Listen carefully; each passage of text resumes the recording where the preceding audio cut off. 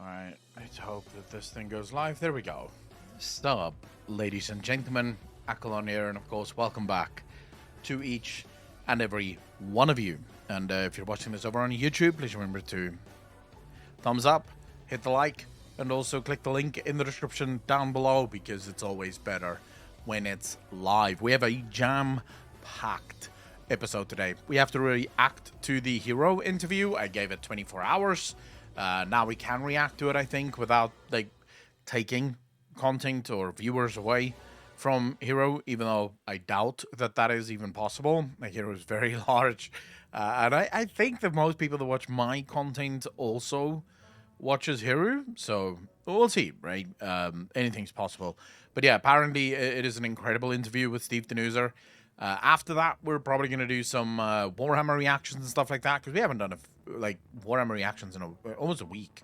I'm really missing my Warhammer shit. I think there's another video that we have to react to. I'm not sure if we're going to have time for that. It's a World of Warcraft one. Grimfield, how you doing, fam? So yeah, we've got a busy day. We've got a busy day ahead of us. So we'll wait. We'll hang out for a bit. Cassiel, how you doing? Good morning. And yes, according to your DM, you were just early. I had like a video to edit as well as a short to make. The short has been made. It's up on Instagram. It's up on TikTok. Fucking TikTok. And it will be up on YouTube at 4 o'clock, I think, this afternoon.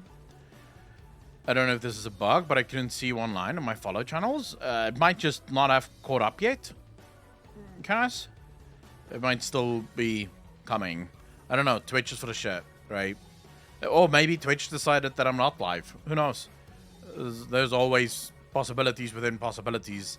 Twitch is like the modern day version of the old gods or the Black Empire. Doing fine. Finished doing some light workouts and now about to finish a commission. Grimfield, nice. Grimfield, I have a commission for you right now. I'll pay you $150, which is my going rate for Patreon pictures, right? I want hentai. Which characters? Which characters do we do? Thorwald, how you doing? Twoboard, how you doing? What would be cool characters for hentai, boys? Give me characters.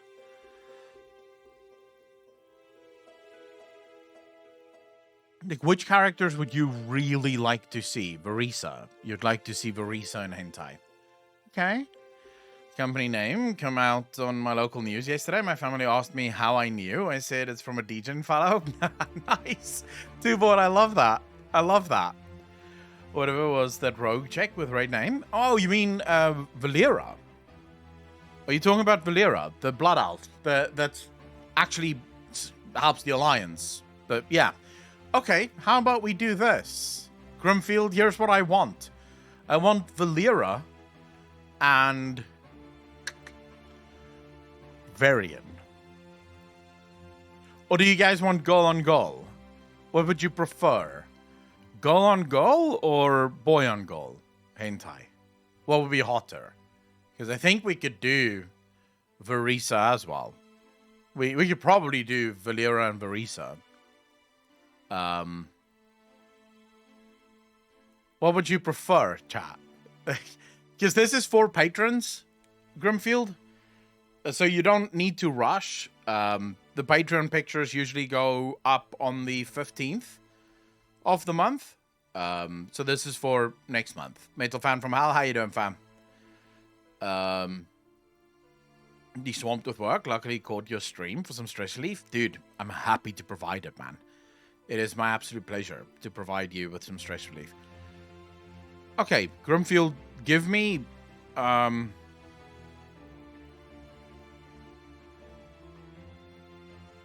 Yeah, give me absolute filth involving Valera and Verisa. Like, absolute filth, right? Now, here's what I need in order for this to work, right? I need 2 pictures. It's the same picture. Okay, Grimfield, it's exactly the same picture. The one picture is safe for work. The other one is not safe for work. if that makes sense, right? So one is really fucking dirty. The other one, the dirty parts are covered up. They're made nice. And then I need, like, obviously with some kind of background. It doesn't have to be, like, massive background, but just some kind of background. But then I also need the characters of the hentai in sticker form, right? So basically background completely cut out, PNG, transparent background in a sticker form, because people that sub for $5 a month get a sticker every month, and they get a sticker from that. The sticker can be both, right? So you simply make the sticker for the safe for work and the not safe for work version. Would you be interested in doing that, Grim? Gentlemen, how you doing? That's $150 that I pay. Like, you can tell me if you want half now, or I usually pay everything at the end. As soon as he presents me with everything, I pay it. But I'm looking for maybe a different art style now, because I've been using Priest on art this whole time, and obviously his work is amazing. But it would be nice to sort of branch out and see what other people are doing and how other artists do it. Not too good after 3 years without it. It's my turn now for the Big C. How are you? Gentlemen, the Big C? Cancer. Oh, shit. Wait, are you for real? Oh, Corona. Holy shit. Why is Corona the Big C?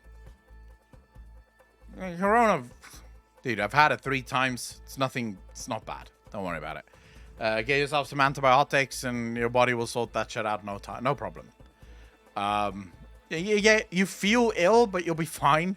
Don't even worry about that shit. Dude, when you said Big C, I genuinely thought cancer. Like, that to me is the Big C. Corona means fuck all. I'm not even afraid of it. Like, I will probably kiss someone that has Corona. It wouldn't bother me. Because it was the most impactful event in the world in the past decade, probably. Yeah, all right. Lunari, how you doing? Good morning to you. I'm in terror. I've been digging Rona for 23 years, and I know it will come my turn sooner or later. I don't care about it at all. Like, it is literally the biggest non-event in my life. I don't even... Yeah, I don't even think about it. I don't... When I go to the gym, I couldn't give 2 shits about whether or not people are sterilizing their equipment or whatever. I don't give a crap. It's not a big deal for me. Life for grind, how you doing, fam? Depends on the intensity of the infection. Your body is meant to fight this shit off. It's a fucking virus. It's like the flu. Dude, people are... okay, so gentlemen, I have asthma. I had it 3 times, I had no problems. So, yes, obviously, it's like the flu. You guys realize that 600,000 people die worldwide every year with the flu, right? The flu kills people too. Yes, sometimes something goes wrong and, you know, it turns into bronchitis, turns into pneumonia, and you die. That fucking sad fact of life. But yes, sometimes viruses can get the best of our bodies. That will happen. But don't wallow in fear. Right? Because you're gonna make it worse for yourself. You are gonna make it worse for yourself. Because remember, your body cannot... your body... If you're under stress, your body is automatically going to perform worse. So by stressing about it and by overstressing about it, you are effectively going to make your body perform worse than what it would if you just, like, face it head on and just live your life and just get over that fear. Because yes, it's a disease, but it's not like it doesn't go away. It's not like, I mean, 99.9% of people that get corona survive it with nothing going wrong. They just, you know, it's like the flu. They heal and they go on with their lives. Diabetes, a heavy corona infection makes my blood glucose levels uncontrollable. Same with the flu, which is the reason I need flu shots every year and probably corona shots every year going forward. By the way, it's type 1. I've had it since I was 1 year old, so couldn't do shit about that. Yeah, my aunt has type 1 diabetes as well. Alright, Grimhill, no problem. I just thought maybe you want the work for it, but again, it's not like not everyone likes the same kind of content. Not afraid to die or something. Just this winter is cursed for me. One thing after the other happening. I just went back to work after 11 weeks. Shit. Whoa. 11 weeks? I won't ask what happened, but that's wild. 11 weeks off work. Shit. If it's any consolation, I just had a nice bath. Van Hungerton, congratulations. Why did you take a bath? Like a pussy. You should take a shower, bro. Much better. Also, baths are incredibly dirty. I don't know why people would take a bath. I don't understand the concept. Genuinely. You are bathing in your own fucking filth. Why? The point of a bath, the point of us bathing is to clean ourselves. And yet, you're cleaning yourself by sitting in your own filth. Whereas if you're in the shower, it just washes away, you know? Goes down the drain immediately. All that filth. So I don't understand why people take showers. Yes, you'll know what? No one takes a shower before and after the bath. You are crazy. In a good way, but fucking nuts. Most people do not do that. Most people either take a shower or take a bath. But people don't do both. That just doesn't happen. I've never heard of anyone doing that. Just had a disc prolapse as well. Was the worst. Shit, mads. Sucks, man. A shower before bath, Echo? The fuck? Yeah, you guys are nuts. In South Africa, you'd probably be shunned for that. South Africa, we don't have enough water as it is, and you guys are just wasting water. Like, get into the fucking shower and just clean yourself. You don't need the bath. You guys are nuts. Showering before bath. Like, you're wasting so much water by doing that. Like, so much.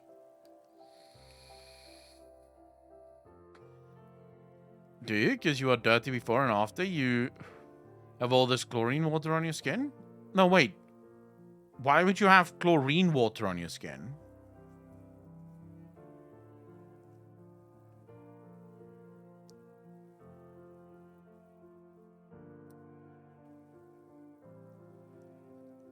Yeah, but how would the shower help with that?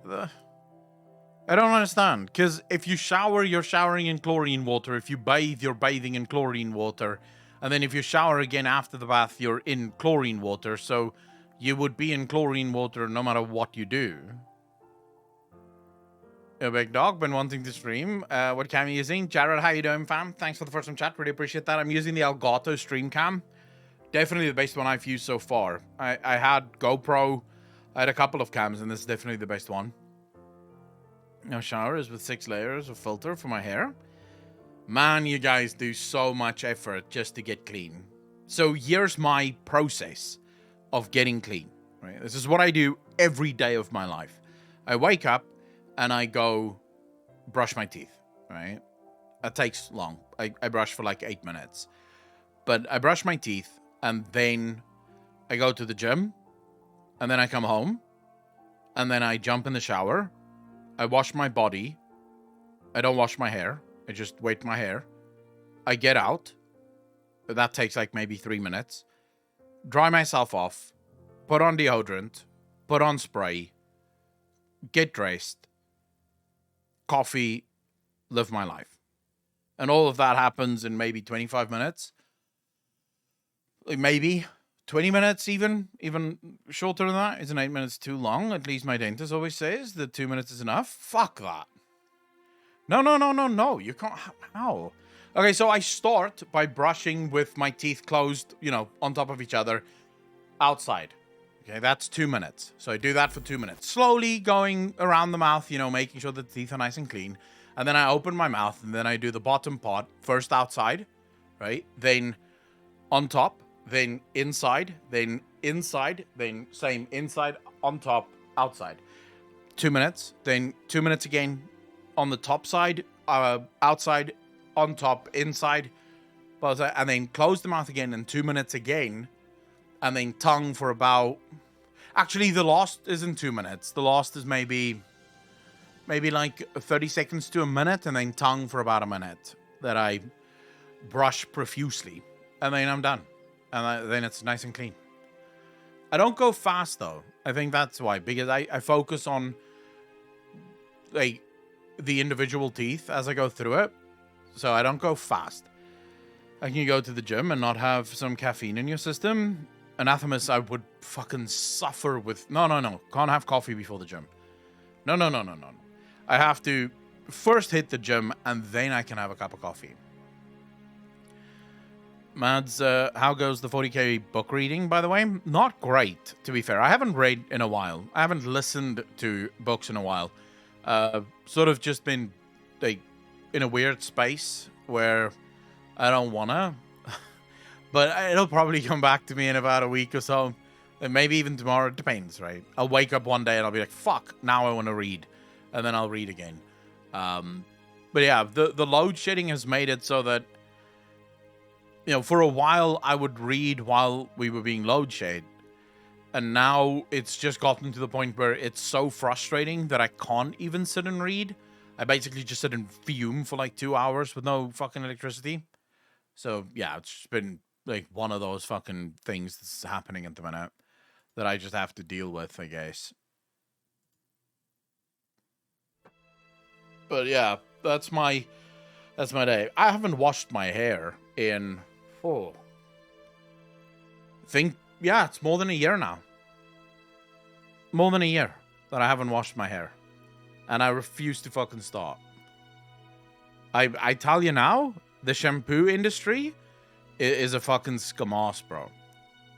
It is a scamoz. Like, if you want your hair to just be full of life, absolutely healthy, just feel amazing all the time, stop washing your fucking hair.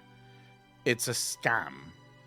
I remember when I used to use shampoo, it was a nightmare because I had such oily hair. My hair would, by the end of the day, my hair would be so fucking oily that I could barely touch it. So I would have to, I would wash twice a day. I had conditioner that would reduce the oil. My shampoo reduced the oil. And then sometimes it would get dry, and then I have to go to shampoo that produces oil. It was such a fucking back and forth, dude, just trying to figure out what is the best perfect version of shampoo. And my brother actually stopped washing his hair first. And he had very dry hair. So he was constantly trying to figure out what's the right shampoo to actually not dry out his scalp. And he read that you should stop fucking washing your hair. That's how you stop dry scalp. And so he stopped, and then he told me about it, and I was like, dude, I will never be able to do this. I will never be able to do this. I have so much fucking oil in my hair. This would be a nightmare. I would be stuck with oily hair all the time. And he's like, no, trust me. So I stopped, and the oiliness is gone. I go the whole day, no fucking oiliness. My hair is just fine. I have long metalhead hair past my nips. I wash it twice a week, not washing it at all. It just gets disgusting after too long. There's no glorious promised land for me, I don't think, down that road. I think there is. If you stopped washing your hair entirely, I promise you, all you have to do is rinse it out well. Just every morning, rinse it out well. I promise you, you'll be flabbergasted at how healthy your hair is. Because if you think about it, your hair, right, your body have evolved to keep your hair clean and healthy. That's why we have oil. The oily hair thing, the oil is there to keep your hair clean. Because the dirt sits on the oil can be literally just brushed off, and the hair itself keeps clean. When you use shampoo, it literally destroys the oil. And so you have all these shampoos that come out with like enriched vitamin E shampoo and enriched fucking this and that and, you know, all sorts of stuff, because what happens is the shampoo destroys the oil and then it puts new oil into your hair, but it's just destroyed the oil, right? So it's like, if you just stop destroying the oil, your hair won't produce too much oil. It won't produce too little oil. It will produce exactly the amount of oil that is required for your hair to be healthy. I officially quit my studies this week as the pressure and stress made me almost suicidal depressed. Now searching for work, getting into the work field for the first time is nerve-wracking. Why, Metal Fan? Dark, how you doing? I have long hair. I kind of need shampoo just twice a week, but that's because it also gathers a lot of sweat and moisture from my cardio sessions. But I used to shampoo it daily, and yes, it was worse back then. I don't know. I mean, obviously I don't have long hair, right? So I would have to see. Maybe I'll grow out my hair, and I'll let you guys know how it goes when I have like super long hair. I'll let you guys know, right? If it is still fine or if it's a fuck up. There are some health conditions that make you overproduce sebum and make your scalp greasy either way. Well, yeah, obviously, but I do think that shampoo has a major role to play in that. Like, I genuinely believe it, because I've been to countless hairdressers. And I've been through so many regimens of shampoos to try and control the oiliness of my scalp. And every hairdresser would basically after a while tell me, look, this is just the natural, this is just how your scalp is. You just produce a lot of oil. So I just accepted it. All right, I guess I'm just fucking oily mess all the time. And then I stopped using shampoo and boom, suddenly I no longer have this condition where my hair just produces a shit ton of oil. It's just fine. Right? So someone fucking lied to me, and I don't think that it's my hair. I don't think my scalp is pulling a fast one on me. Kind of like, wait, let's not produce any oil now. Wait a minute. Like, let him really stop showering, washing his hair, and then we'll just one day produce liters and liters of it. I had acne hair 3 years ago. Been working from home full time for 3 years and haven't had a haircut in that time. Look like cousin. Jesus. I'm 37 years old and I want to grow my hair, but I keep on losing it and it stresses me out so much I'm afraid I'm going bald. Why are you afraid of going bald though? Like, I don't know if that's a problem, because all you do is shave your head and then you look cool. Like, cool as fuck. I wouldn't be afraid. I don't think it would bother me at all if I lost my hair. I would just be like, no, that's life.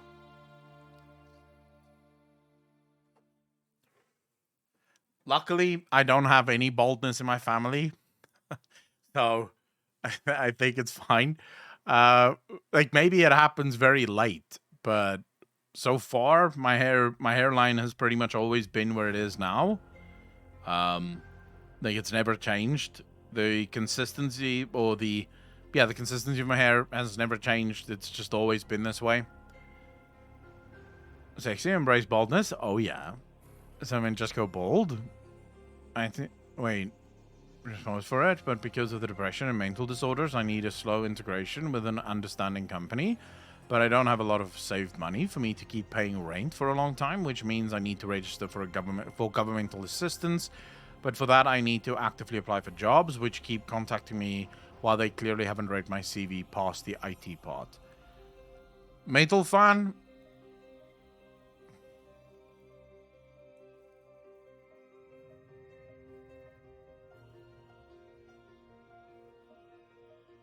This is going to sound harsh, and I don't mean it as harsh. Very few companies, if any, will hire you if you come with, like, a list of things that this company has to do for you. Why would they? Right? They can literally hire anyone else that doesn't come with a list of demands of what's needed. I would say take a job and take care of yourself, right? There might be companies out there. Stream, how you doing, bro? Thanks for the follow. Really appreciate that. There might be companies out there. It would be rare, but there might be companies out there that's willing to go the extra mile for their employees. Most companies will not. It's up to you to keep yourself healthy. The way you do that is set boundaries very early on, right? So if they hire you for something, make sure that that is the something that you wish to do. And then don't do anything that they did not hire you for. Stand up for yourself. But ultimately, your mental health is your problem. It's got nothing to do with anyone else. And it's no one else's problem. They don't have to deal with it if they don't want to. Right? It's just one of those things. Dedicated institutions and companies to reintegrate people in the Netherlands with those mental disorders, but that clashes with the requirements for government assistance. You might have to go speak to the government then. I know in South Africa there are no such dedicated bullshit. In South Africa, if you have a problem, that's a you problem. I think if you walked into any boss's office in South Africa and you were like, so, I'm really struggling with mental problems, and I'm very depressed. Would you guys be interested in helping me out? I think most bosses would be like, get the fuck out of here. Just get back to work, man. I don't even know if you could claim a sick day due to like social anxiety or bullshit. I don't think a boss would accept that. At least when I still worked, that would not have been acceptable. Like if I found my boss and was like, yeah, I couldn't come in today, social anxiety, my boss would be like, yeah, don't come in tomorrow either. Like, we don't need you here. And that would be the end of the fucking discussion. Maybe it's changed. I don't know. But I think most bosses don't believe in that shit here. Which obviously it is real, right? And it does happen. But most bosses just, they already have enough shit to worry about that they're not going to start worrying about that crap too.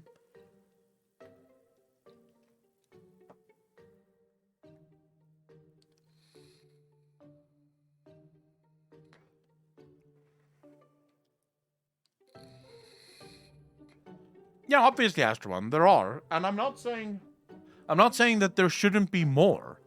We spoke about this just yesterday, right? What kind of worker would be a better worker?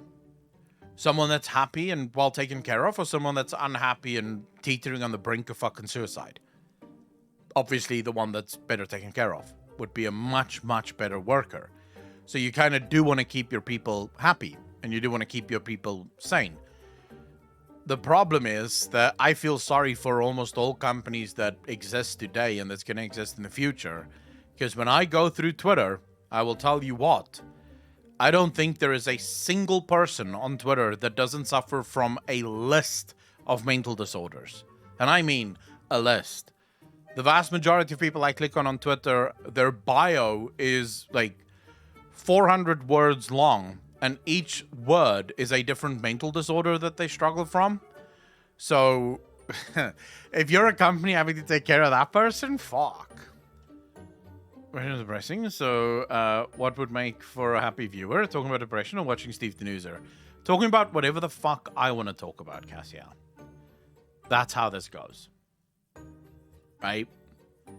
As long as I'm happy, you guys better be happy. It's pretty much my philosophy here.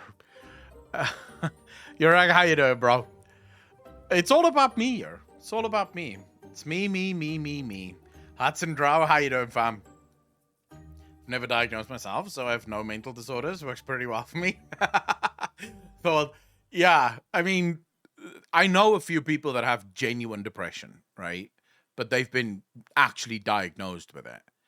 The problem is that on Twitter, everyone self-diagnoses, and I don't trust anyone that comes to me and says, yeah, I have depression. And then I go, okay, so an actual psychologist told you that?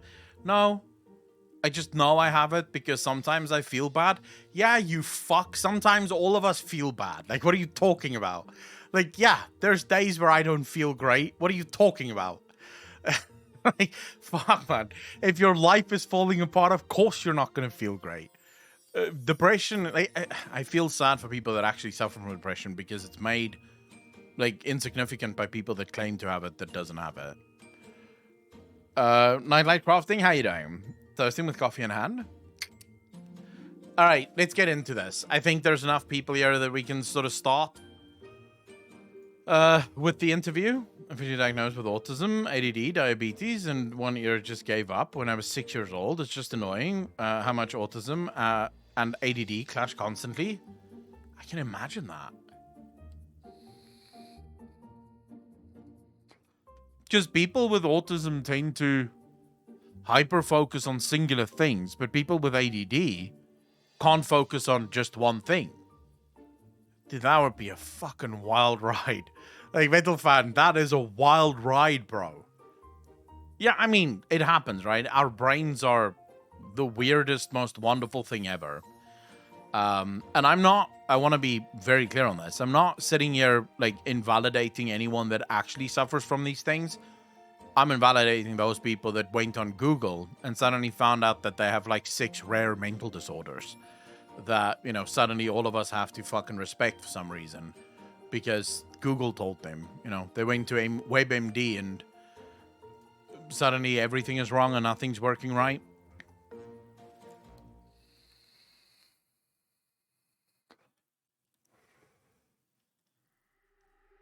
Yeah, as long as you fight it, that's fine, I think. Just a general question, if there is some time, but weren't we under assumption that Yogg was killed by us? I'm asking because I was going through exploring Azeroth Northrend, and there it says Yogg was imprisoned once again, but not dead.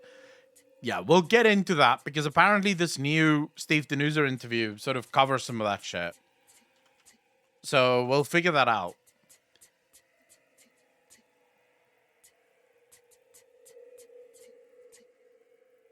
Cassiel, not in South Africa. Not in South Africa. All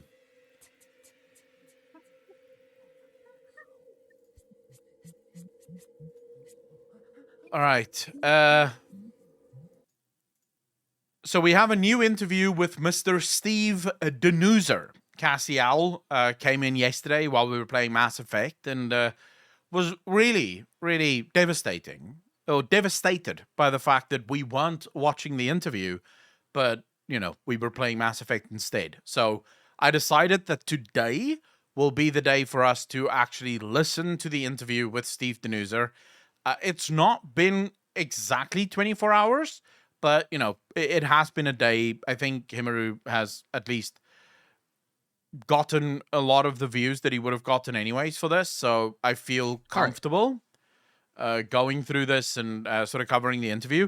It is lore questions, which always excites me, so let's get into this immediately, shall we? All right, so I myself am a Rumor Red X. I run a YouTube channel for World of Warcraft. We do have lore series and stuff on there, so it's really exciting to see Steve Danuser here. Well, I'm excited to be here. Thanks for having me, and looking forward to chatting with you. Heck yeah! So we have a limited amount of time. Should we go into the questions now? Absolutely. Okay, so the first one we have over. Again, just want to start because he just said we have limited time. I love the fact that Blizzard is engaging with the community a lot more, like so much more than what they used to in the past. You know, like if you think through Shadowlands, how long it took for us to actually hear from the developers. We basically got developers that really spoke to the community at the start of Shadowlands, and then we had the Preach interview, and the Preach interview basically broke the internet at Blizzard Entertainment because suddenly you couldn't get a developer for an interview at all. Right, for basically the whole of Shadowlands. So I love the fact that they're talking to the community a hell of a lot more, even more so than compared to the start of Shadowlands.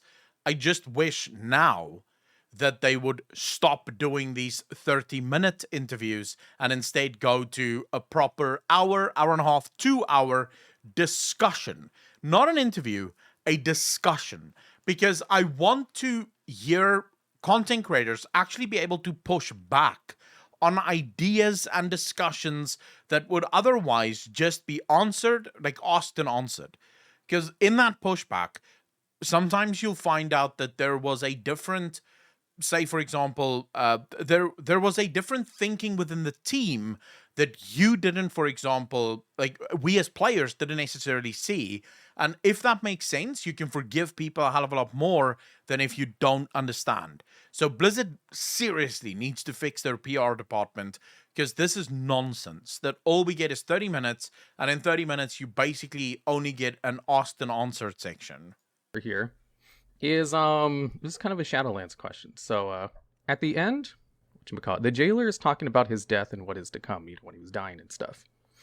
At the end of the raid, is it possible that we're going to see some more of that in Dragonflight, or is that something like far off in the future?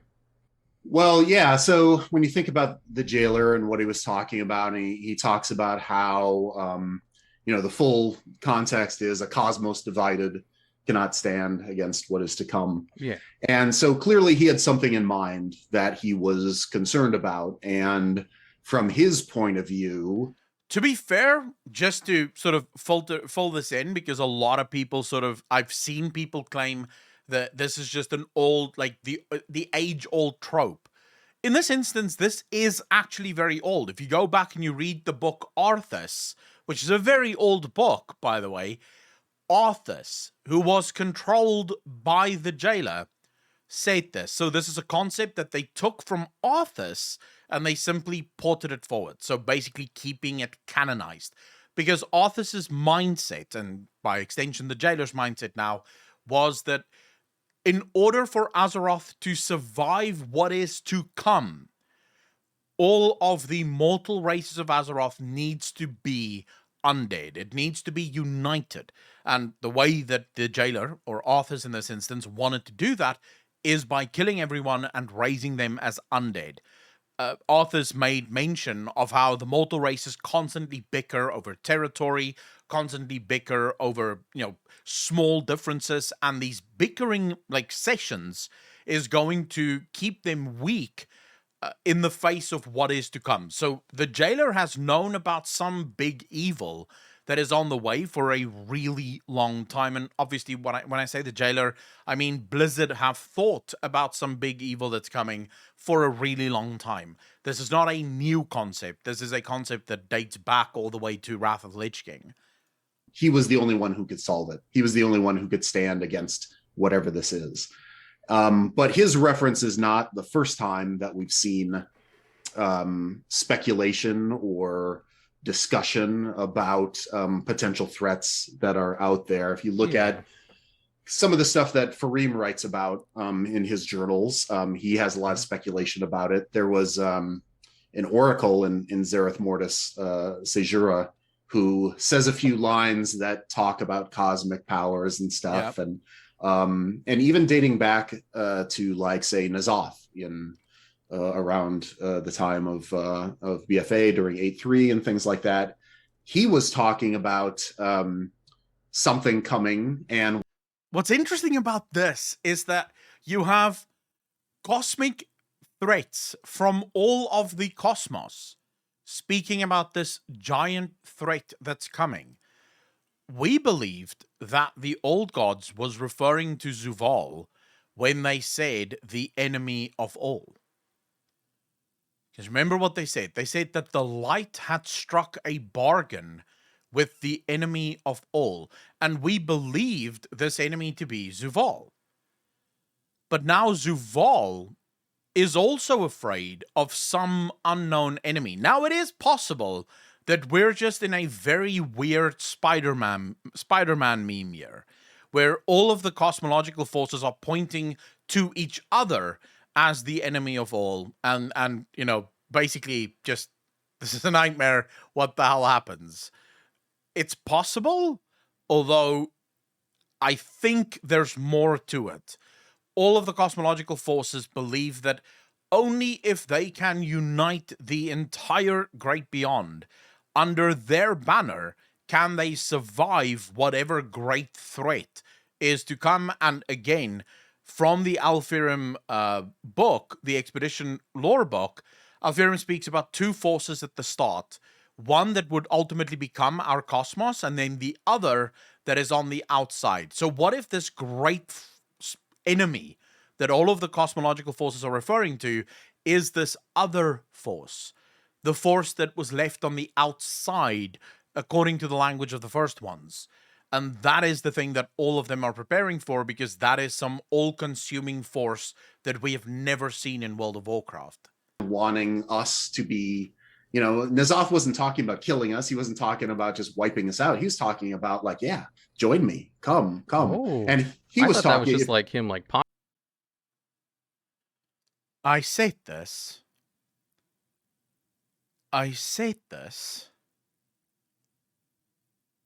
And people disagree with me. People say, no, that's not true. You know, N'Zoth just wanted to kill us and all enemies are constantly testing us. And say, yes, they're testing us because they want us. They need us. Thank you. posturing. I didn't know that was actually like a threat. No, he was. He has. If you go back through and look at things, this was seated back in there as well. So when you boys, I think we can now confirm that the World of Warcraft lore team watches my videos. They have to, right? This is clearly, they saw that I say this. They went, man, this guy has some great ideas for the future of WoW. Let's just take this. This confirms it. As far as I'm concerned, confirmed.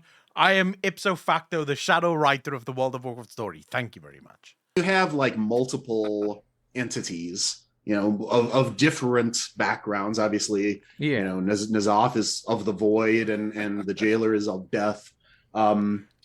It starts, you know, painting a pattern and of this knowledge that isn't just one person's perspective, but other entities having perspective on this too. So, you know, we try to tell these stories in places and settings where they feel most appropriate. And, you know, certainly in the Dragon Isles right now, the story that we're telling is one about the dragons and the aspects and kind of them as a people. But this threat isn't something that we've forgotten about, but it'll surface again in the right setting and as it's building towards you know, learning more about what might be going on. Yeah, because I just assume like most people think it's like the. Does that kind of confirm that the primal incarnates aren't working alone? Because Steve Danuser just said there, right? It will resurface eventually once we learn more about what is actually going on.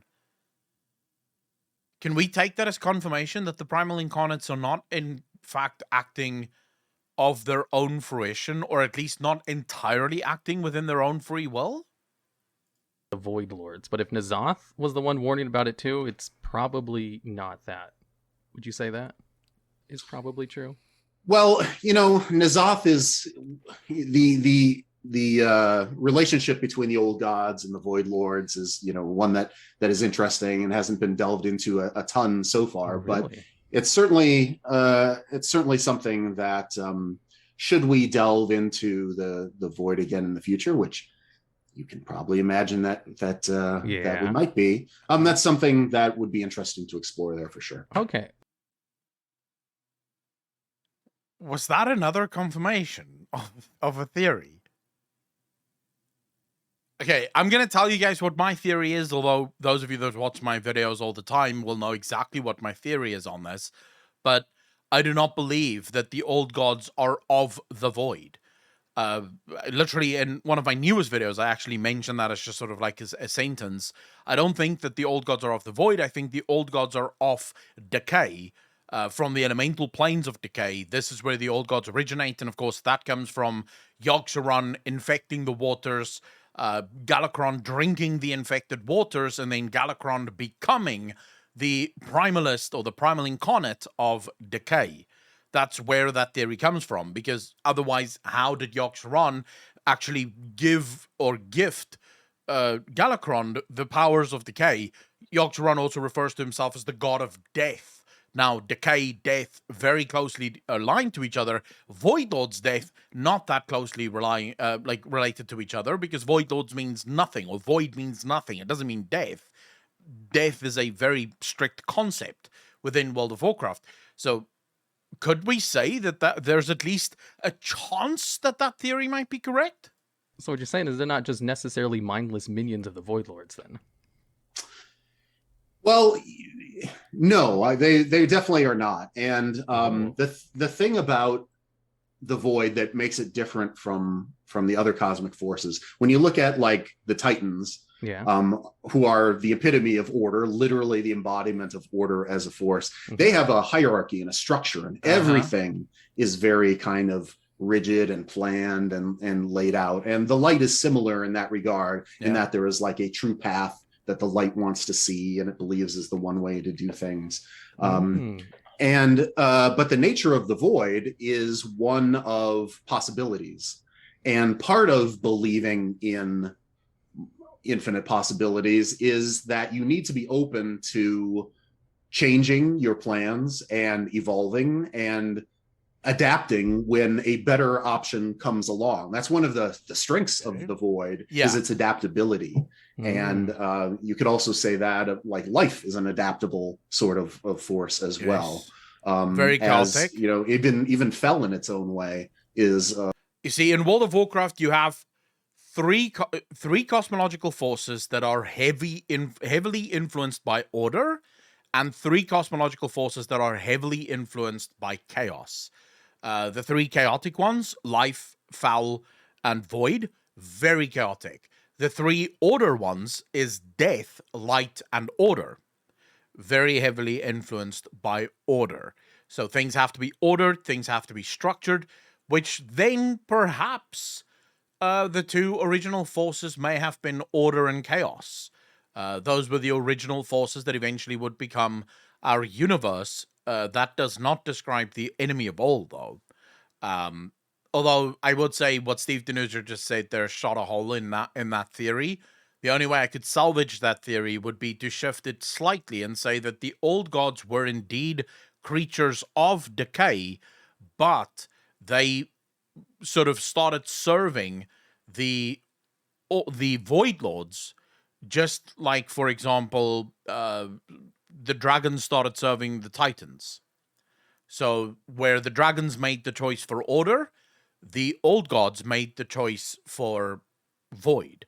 Adaptive and changing and chaotic in its nature. So it's interesting how these cosmic forces have similarities and differences that aren't always just apparent in terms of like their intent and their, you know, whether they seem benevolent or good or not. So to answer your question, beings of the void are contentious by nature and adaptable by nature. And so if N'Zoth or the Void Lords have a strategy to begin with, they're more than willing to adapt and change as a better path to success comes along. Okay, I think I get that. That makes a lot more sense. Okay, let's go into the next one. So, we have the alternate Azeroth timeline. That's not entirely the same as Azeroth, the one where the Murloc goes back in time and makes Azmerloth. Are we going to see any more like alternate timelines in Dragonflight? Well, that's a bit spoilery. Certainly we've got bronze dragons, we've got infinites, as you've seen, kind of got something going on there. So I think it's a safe bet that certainly we have some storylines planned with time and those forces. I like time. You know, Azmerloth was a special case. Time. That's a really fun quest line, that whole series of events. Everybody's Murlocs. Funny as shit. It's super fun, super flavorful.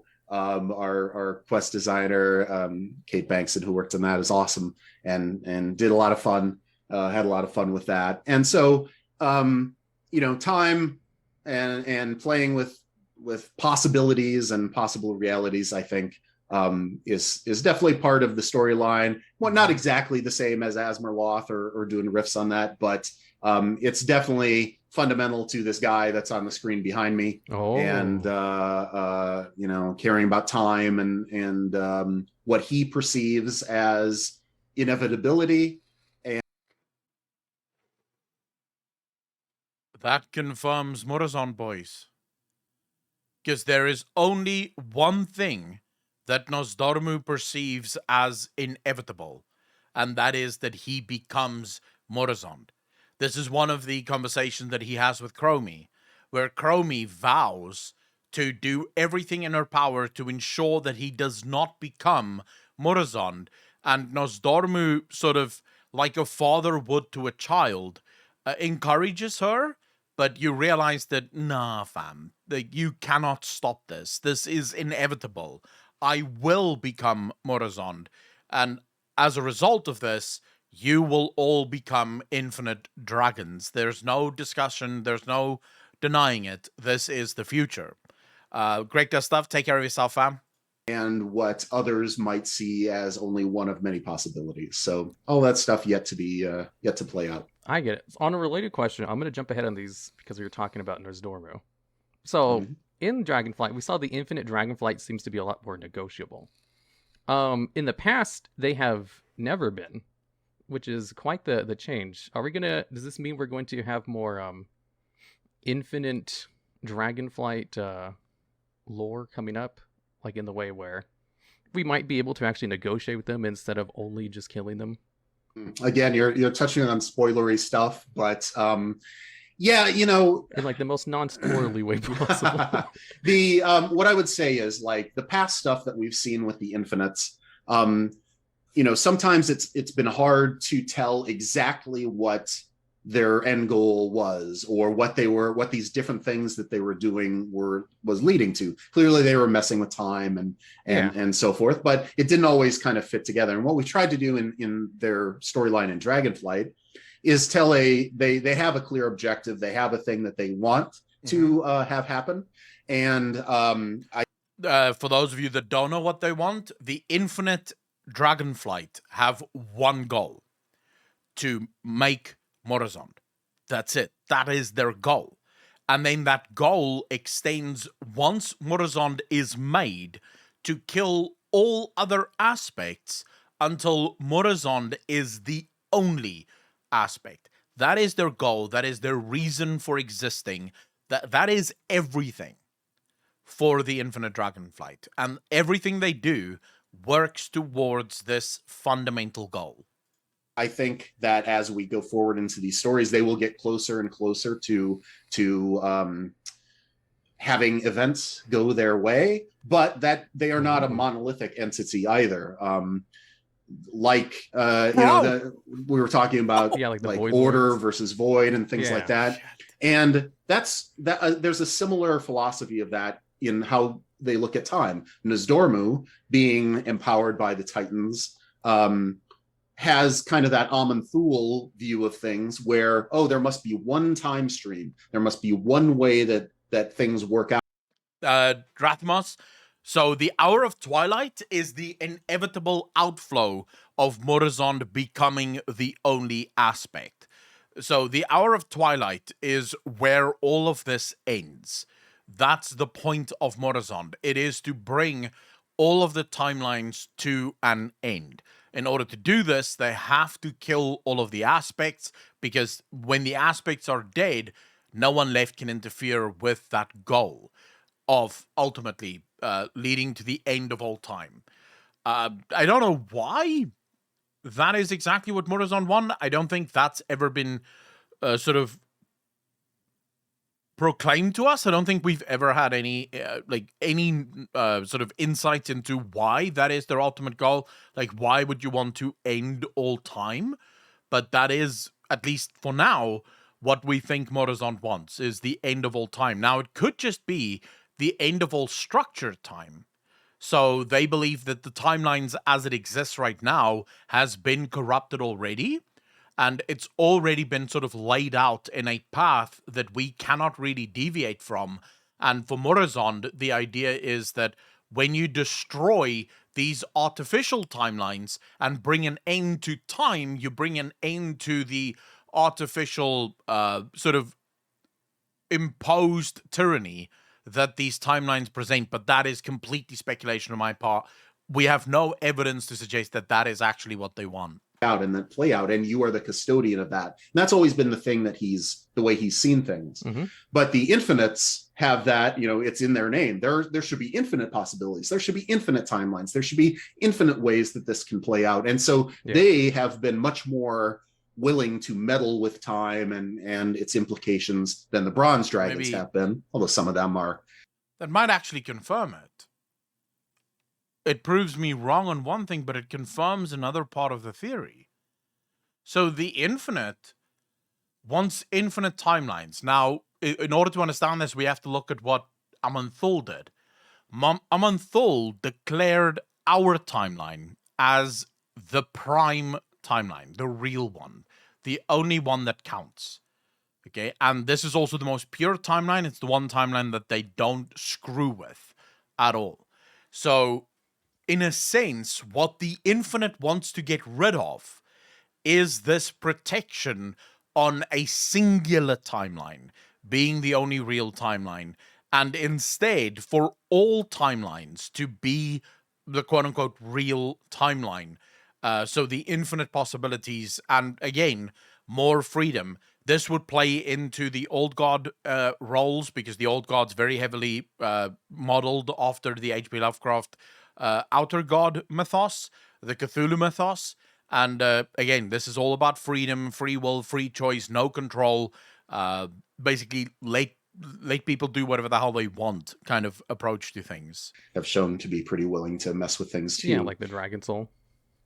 Dragon Soul and some of the things that Kairos did in terms of getting from Pandaria to but not all the time and I guess during the trial he was still technically the Bronze Dragons. They okayed the look back in time board thing. Yeah. But these are interconnected flights, like the Infinites and the Bronze. They obviously have a lot of common origins and things like that. So to answer your question, I think we will see some different sides of the Infinites and understand that they are not a monolithic entity, and they have some adaptability within them as well. That's interesting, because in the past they've always just kind of randomly done stuff, which made some very interesting dungeons and quests. But now it's actually fun to see them do something more than just like, we're going to mess with stuff just for the sake of it. Mm-hmm. Okay, so next question. Will we see a continuation of singular storytelling, as in no more covenant /faction /class splits of the story? Because like in Dragonflight, everybody has the same story, but like in all the previous expansions, you had to like play different things in order to get it all. Do you guys like this style, or are you going to go back to the splitting it up in future expansions? Well, what I would say is that we try to tell the story in a way that is most befitting the kind of tale that we're telling. So for BFA, for example, because that was all about these two factions fighting one another, it would be very difficult to tell one story that encapsulated both points of view. And so we tried to make it very different. But in Legion had the class flavor and different artifact lines and class order halls. That makes covenants sense. and Shadowlands, like you mentioned. But the thing is that regardless of how many people we have working on this and the time we have to work on any expansion, like ultimately the amount of content we make is like a pie, right? Mm-hmm. And you can decide how you want to divide that pie up. But the more you divide it up, the smaller each slice is. Yes. And there's only so much time. There's only so much, resources and a number of people and like all that sort of stuff. And so every time we make a choice to tell lots of different stories, which was really cool with like Legion and the artifacts and stuff like that, but it has a cost to it in terms of the overall quantity that any one player, unless again they play all the variations. Just want to highlight, we've been saying this for a long time. I said this, almost every content creator said this. If all of the Covenant stories were available to all players on a singular character, Shadowlands would instantly have had a shit ton more content than what it ended up having, just from a story perspective. And the story would also probably have received a lot more praise. Dividing your story can have some really cool things happen to it, but rarely will it work out every single time. So I like the fact that Blizzard is sort of taking this on board and saying, look, maybe in future we'll have stories that is unique to certain things, but we're definitely not gonna like go back into the two factions, completely different stories, or 4 different covenants, completely different stories, because it does limit the amount of overall content that people get unless of course they're willing to roll alts in order to get all of the story. Second Act, by the way, 13 months, part of the DJ Nation. Appreciate you, fam. Thank you, thank you, thank you. And keep your questions and stuff to the end, guys, because I would love to answer them, but it's going to be very difficult to answer questions and watch the interview. And I don't want this interview reaction to be like 4 hours long. Unless they It's play good to see. everything. So, with Dragonflight, it was really nice because this was a great opportunity to tell a very unified, singular story. This wasn't about dividing into factions or even not as elaborate as Covenants. We still want everybody to be able to play everything, and Alliance and Horde weren't at each other's throats. So while we have some different quest text and things like that based on what faction you are, who you're talking to sometimes, we didn't have to write whole swaths of content that was distinctive. And so that ends up being like, everybody gets the whole pie in Dragonflight, which is really cool. But I won't say that we won't ever, if the story is fitting of having certain paths or certain pieces, we might divide the pie up again. But it's a conscious choice that we make, and we know some of the benefits and the costs to doing so. I gotcha. Because like in the Southern Barrens, for example, in Cataclysm, you get 2 completely different stories depending if you're Alliance or Horde. You go through that. Mm-hmm. That was like way before all these like splits and stuff. Yeah, and so yeah, it's excuse me, it's definitely been done before, and it's in both large and small ways and things like that. But every time we do it, it does incur a cost to the overall pie that is getting divided.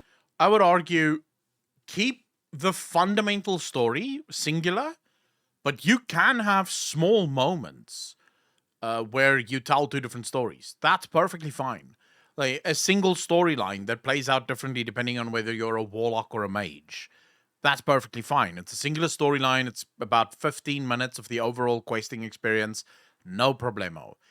But this expansion-wide, divide the expansion into multiple parts that no one is going to be able to see unless they choose that part.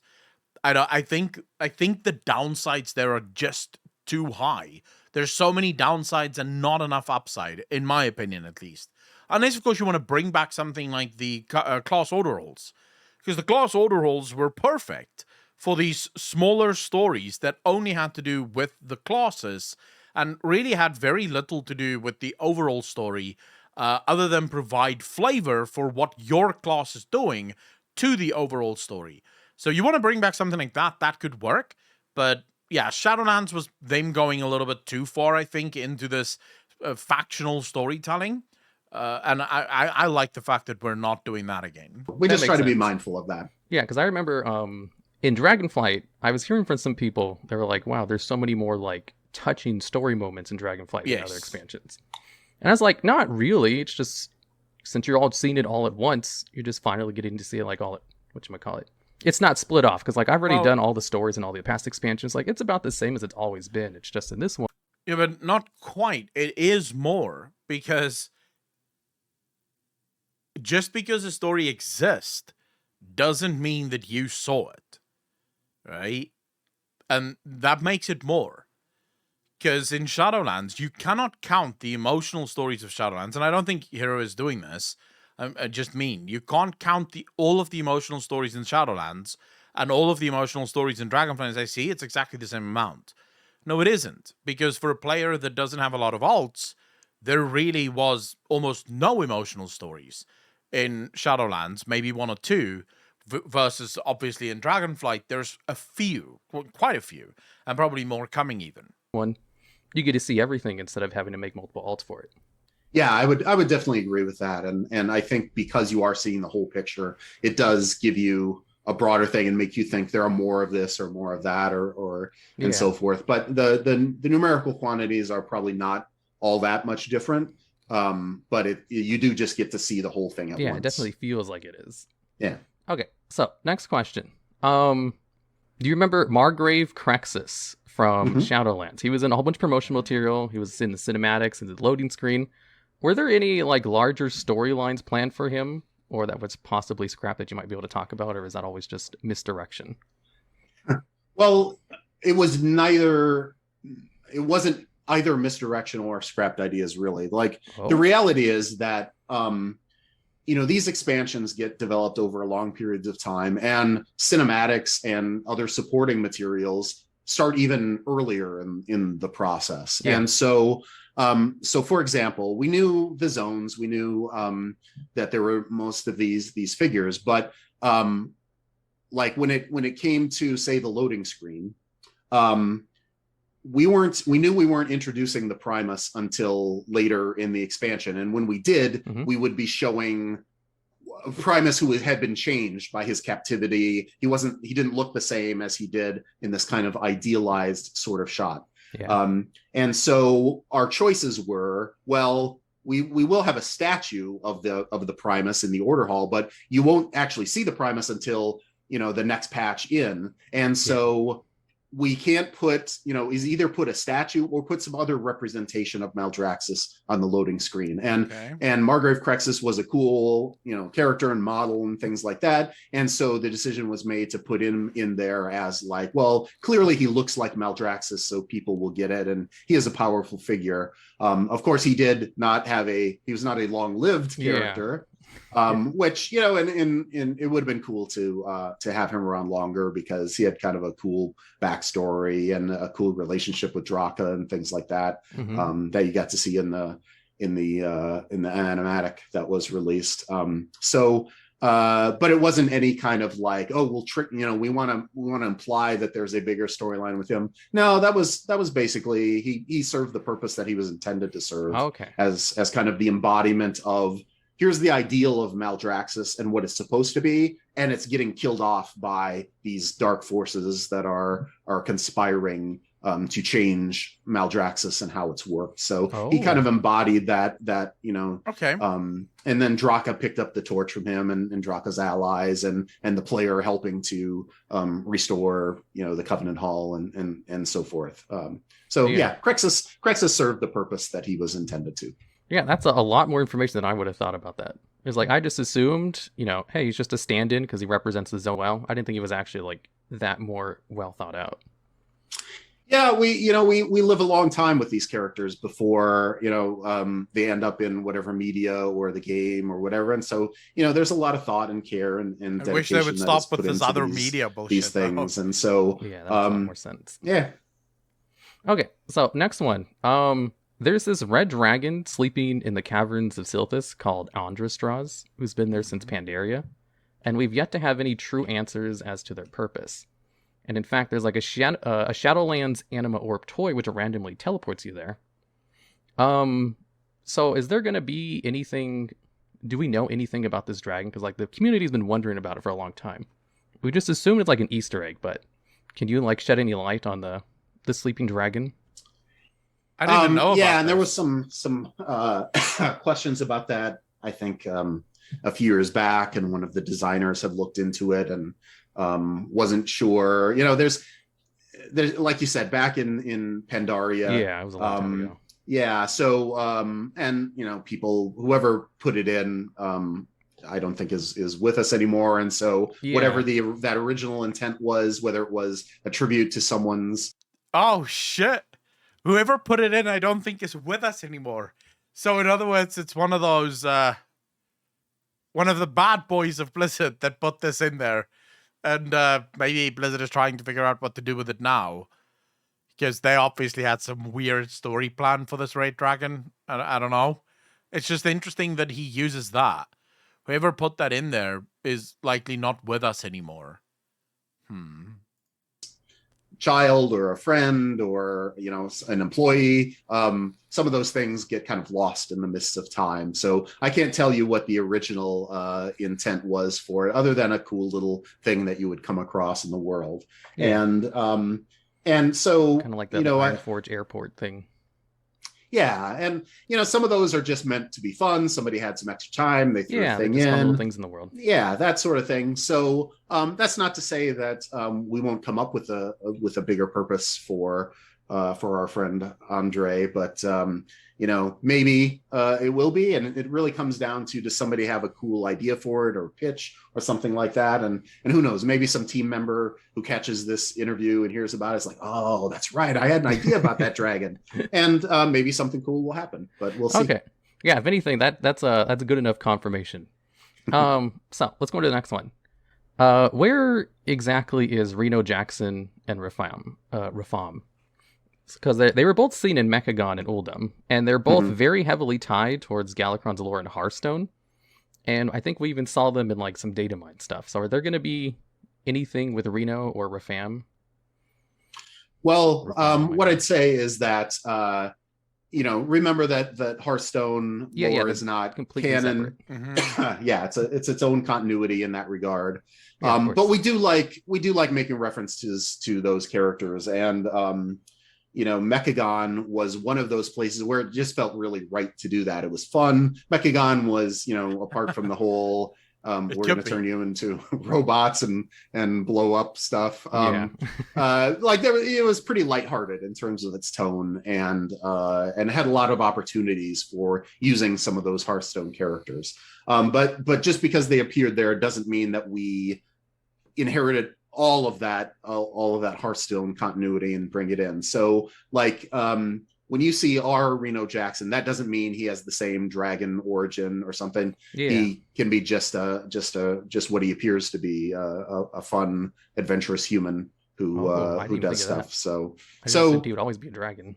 No, that we can kind of pick and choose what pieces of that. But we deliberately didn't want I want to ask you guys that question, because I've never had a problem with it, but maybe some people do. Do you mind the fact that Hearthstone is so divorced from World of Warcraft? Like, do you sometimes wish that the lore in Hearthstone and World of Warcraft was more closely related to one another? Or is it fine? Because for me, it's always been fine. I think it provides a lot more freedom to both. So Hearthstone can tell crazy, wacky stories without really interfering with World of Warcraft story. And also, as someone that doesn't play Hearthstone, for me, it's sort of, I don't want to start playing Hearthstone just so that I can know the lore of World of Warcraft. So just in that, I don't want to play Hearthstone. And if they started making the lore closely related to one another, now I have to start playing Hearthstone so that I can know what the hell the story of World of Warcraft is. But yeah, let me know. What do you guys think of that? For Dragonflight, that wasn't a thing that we wanted to pull into the story and make a part of the thing. And, we always have to think of, when we do pull in characters like that, what attachments are they bringing in? What expectations from the audience are they bringing in? And so we want to be careful not to, what might be just a fun offhanded thing to throw in. It might cause, it might mislead someone to think there's bigger implications, or they might, say, well, if that part is true, then what about this other thing from Hearthstone, and is that true or not? It might end up being more confusing than helpful. So, so we're just mindful of things like that when we pull in characters. Yeah, it's great fun. Yeah, it's fun, awesome to see the stuff they do. Yeah, they just kind of throw stuff at the wall. Okay, so that's good. That's good to know. I just assumed that was the case too. Let's go on to this next one. So we have part of the Infinite Dragon storyline where you go back in time. You go back to the Black Empire, and N'Zoth seems to recognize players while you're there. And there's been these theories going around the community about people who haven't purged the Eye of N'Zoth from BFA. Are there going to be any repercussions with that? Was that a hint at something to come in the future? Well, N'Zoth devotees are really attached to their Eye of N'Zoth. Yeah. I know people get really, and I'm not saying we never do something with it, but I also don't want people to think that every little thing that we do is adding up to that necessarily. But it is very interesting. And again, we're very deliberate about what N'Zoth says when you go back there, what lines we chose. The audience are going to love to hear that. Yeah, and I actually wrote the new lines for N'Zoth that we put in, because I wanted some very specific things in there.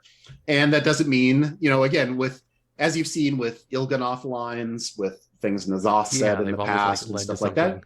Not always. Some of them are deliberately, to make you think, or, some of them are not going to lead to something. But again, that's part of the Void's perspective, is infinite possibilities. Which of these is true? Are all of them true? Or none of them true? Or some? This is why I have always approached all whispers from the old gods as true.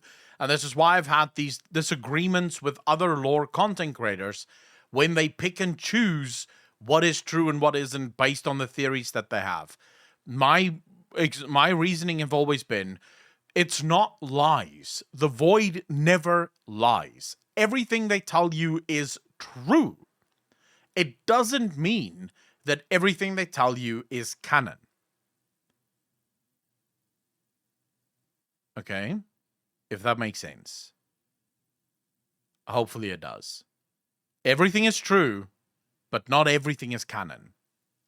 Some of them true. All of that stuff is part of the nature of characters who are of the Void, and certainly N'Zoth too. But it is again, it's interesting because N'Zoth does recognize you way in the past when he shouldn't, and yet, what does that mean if you then, did that actually happen? And then when we saw N'Zoth in Battle for Azeroth, did he have that knowledge and that memory, or is this that's the main theory? Is like all of that stuff is interesting to think about, isn't it? And again, it's worth looking back at some of the things N'Zoth and his minions have said in the past and what they've hinted at and so forth. And it's certainly fun to put all that stuff together, and you end up with that kind of, the classic Charlie meme of the lines on the board connecting to everything. I think that's a lot of fun, and it seems like there's a lot of people who have fun with that stuff. So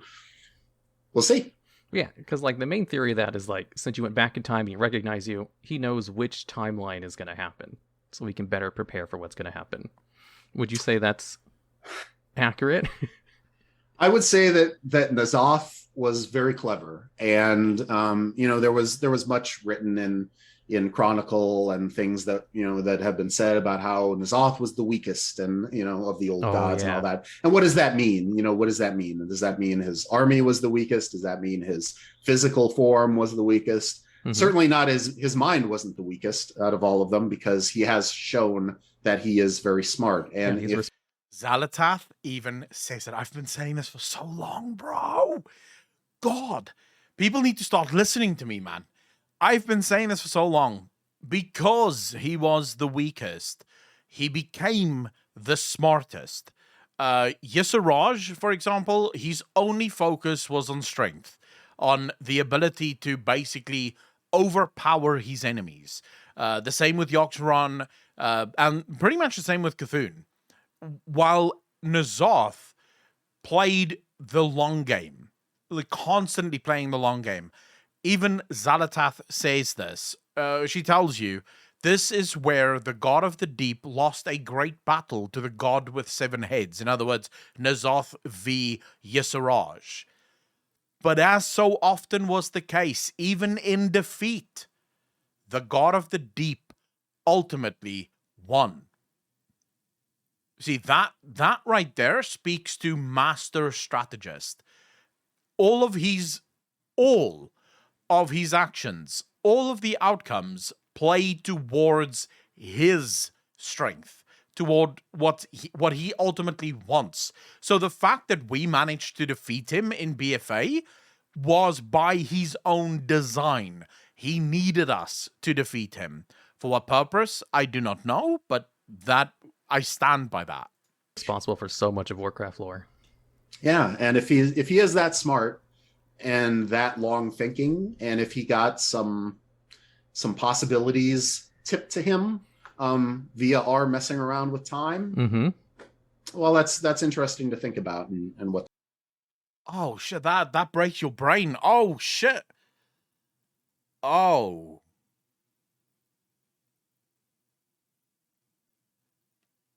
Remember, time is fluid. The future exists right now. We haven't seen the future yet, but the future does exist right now. In other words, when we fought N'Zoth in BFA, N'Zoth already knew what we had done, because in Dragonflight, we traveled back in time to the days of the Black Empire, and this allowed for N'Zoth already in the past to see how the future would play out. And so N'Zoth knew in BFA already what we had done, because in Dragonflight we had traveled before BFA in order to inform him of the outcome. Shit. Oh, okay. Okay. That could mean. Okay. Yeah, for sure. Okay, let's go on to this next one. Okay, this is actually bigger than you think. This is how N'Zoth managed to know what to do and how to do it. This is where Xal'atath's Whisper comes from. Xal'atath's Whisper says that even in defeat, the God of the Deep ultimately won. When we went back in time to the early days of the Black Empire, N'Zoth saw everything. From the death of Yisaraj, how we would defeat Yogg-Saron, how we would defeat Kafun, how we would defeat him, what the Titans would do, what Azeroth would look like, where Azeroth would be in the life cycle of things, Magni. N'Zoth saw everything. Because not only does he know us, he knows what we have done. So N'Zoth would have seen everything in that moment, everything that we knew, he would have known at that moment.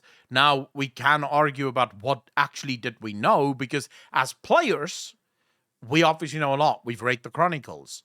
But do our characters know the events of the Chronicles? Is this information that is privy to... Are our characters privy to this information? Or is this information that only the player have, and our characters would still be mostly like ignorant of this information? So we have the Ethereals working in the background in the adventure journals, the Brawlers Guild, the Transmog competition, and they're all doing various things. And in Dragonflight, we're finding these random odd coins in our adventure guide from the Ethereals as well. Is this all leading up to something with ethereal lore, possibly?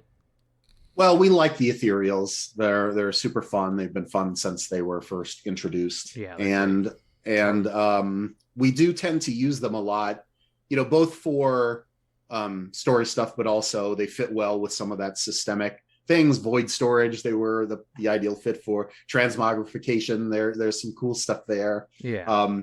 And so what I would say is that the Ethereals are very keen to keep their fingers in the cookie jar, as it were. Mm-hmm. Like, they want to, they have a knack for kind of hanging around and looking for opportunities.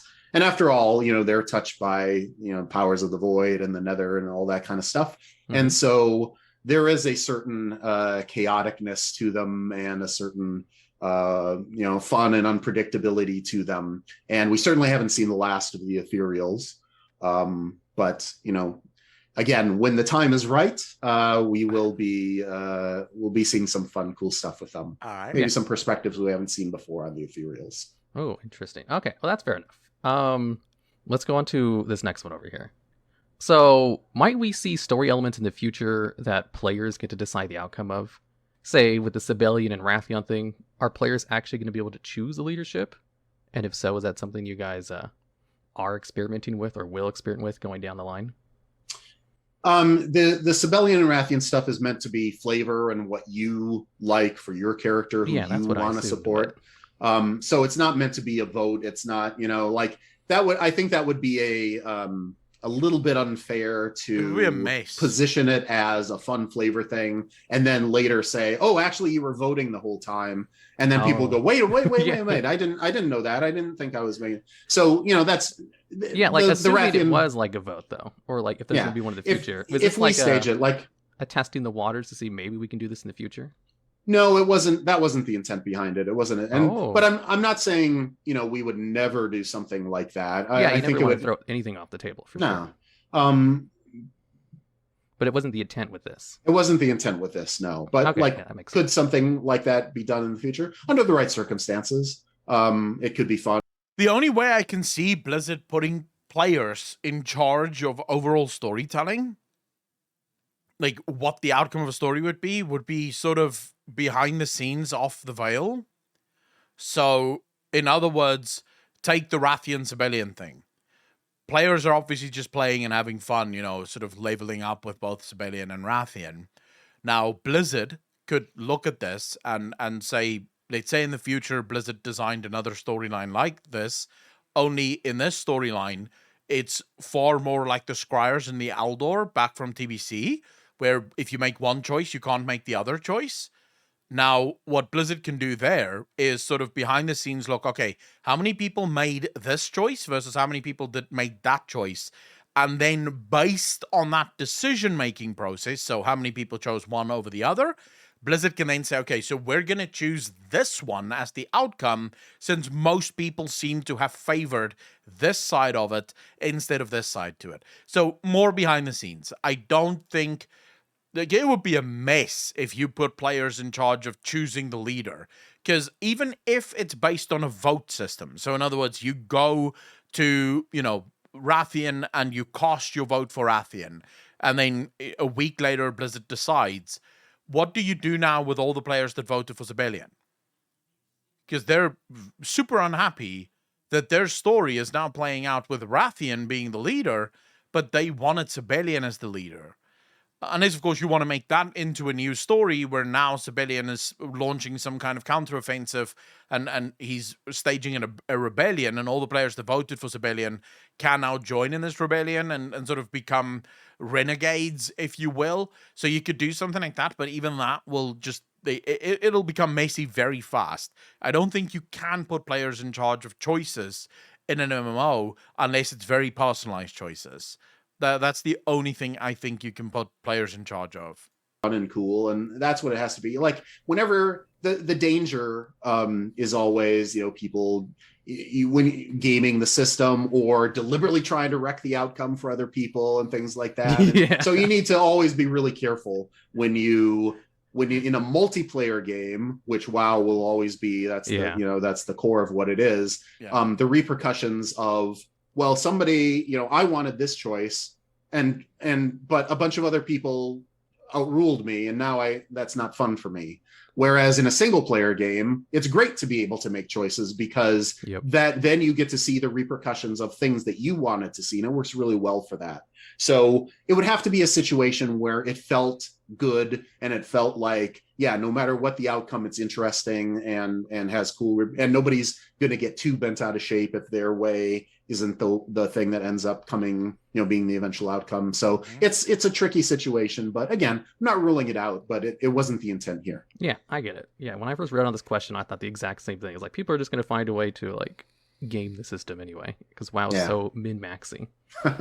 So, True.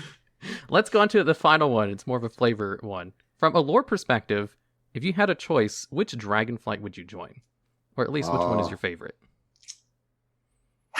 Well, that is a very tough question for me in particular, because I live so closely with all of these flights. So what I would say is I'll give two answers to it, because on an intellectual level, the bronze, the guy behind me, is very compelling because time is cool. Yeah, I love the bronze Dragonflight. Yeah, and especially when you start getting into those possibilities. I would say on an intellectual level, I would far more lean into the blue. The blue Dragonflight is fundamentally the most intelligent of all of the Dragonflights. They favor knowledge over all other things. So from an intellectual standpoint, I would 100% favor the blue Dragonflight. Malygos, Dragosa, Caligos, those guys. From a heart perspective, it's the black all the way. I think the black Dragonflight has just one of those tragic enough backstories where it just makes them really cool. Abilities and potential outcomes and potential disturbances with the time stream. It's a lot of fun, and so that's my favorite from that sort of flavor. But I also have a lot of fondness for the black Dragonflight in terms of that's my favorite. Not when there's not necessarily when when Deathwing took over and then drove them all into kind of a dark place, but if you go back to the origins of the flight and what they represent, the Earth Warder, protectors. Like what we saw in those preview videos. Yeah, exactly. Like there's something really cool and noble and strong about that appeals to me, and that kind of like adventurous, like, yeah, we can take this stuff on and we'll be the protectors of this place. So that's my other real favorite. Yeah, I just like the Black Dragon fight because Rathion's just my favorite character. Well, yes, it's definitely hard not to love Rathia. At least we try to make it that way. He's But great. He's never yeah. been dull. That's for sure. I think that would be the biggest insult that you could ever say to Rathian, was calling him dull. Yeah. I think he can survive being called dangerous, or a potential falling into old god stuff. But if you Yeah. call him dull, he's not going to like that at Oh, all. there's no way. Okay. All right. So that's all the time we have for now. Thank you for answering all those questions. I'm surprised we actually got through all of them. Well, it was a lot of fun, and I appreciate the excellent questions, and look forward to talking to you again. Of course. Yeah, that was great. Yeah, I liked it. I mean, it was a very good interview. I would still say that as far as interviews go, I still prefer Noble's interview that he did with Steve Danuser. But mainly because Noble pushed back a lot more, and I think we got a lot more insights into... This is again why I don't like the half an hour format, because how can you push back? Like, Hiru also tried to push back a little every once in a while, just kind of being like, okay, but, this is also, like, what people thought, and this is how it went. But at the end of the day, you only have half an hour. You have 8, 9, 10 questions that you want to get through. How do you ask all of that, plus then push back on answers that you don't necessarily like? And not necessarily dislike because you hate the answer, but more just because the answer isn't necessarily revealing what you asked, or whatever the case may be. But yeah, at the end of the day, I think still very cool interview. A lot of insight into future lore stuff, which is super cool. Some confirmation on some of the theories that we had, some changes to some of the theories that we had. So definitely very cool to have watched. I hope you guys enjoyed it.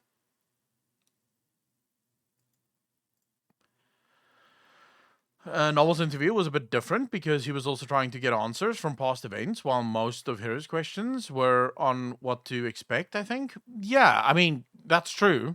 That is true. But as far as interviews go, I think both of them served a decent purpose, at least. I think I already said this earlier in the stream, but couldn't Time Magic Infinite Dragonflight be partially decay, as time decays everything in the world?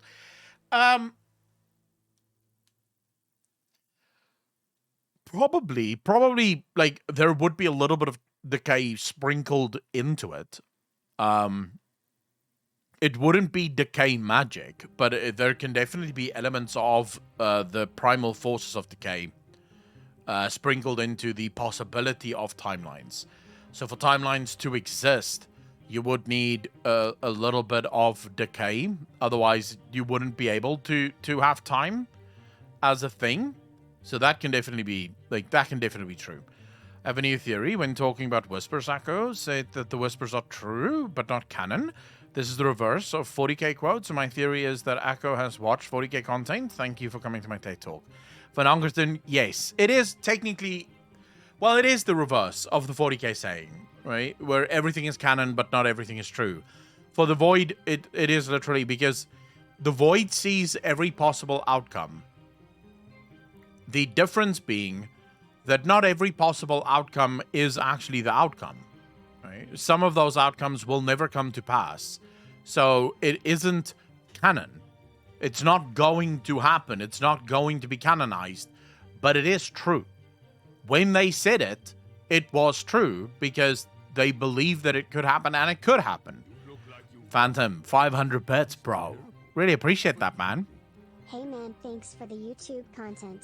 Here's a little support. Hey, I appreciate the $5, dude. Really appreciate that. Thank you, thank you, thank you. And you're most welcome. I love making content like this. I like the idea that the old gods are like elemental lords of decay. Yeah, I love that idea. I'm really starting to get married to that idea. Sorry for the comparison, but the old gods here are more simple than the ones of the 40k. But so yeah, I mean, I don't think any of the lore in World of Warcraft is as intricate as the lore in 40k. I mean, and this is not to, this is not to shut on World of Warcraft at all, because I don't think all stories need to be that incredibly in depth and intricate and advanced and difficult to follow. But obviously, with Warhammer, the developers clearly don't give too much of a shit about players being able to follow the story. The story is what the story is, and if you can't follow it, then figure it out. It's not their job to hold your hand. World of Warcraft has a much more...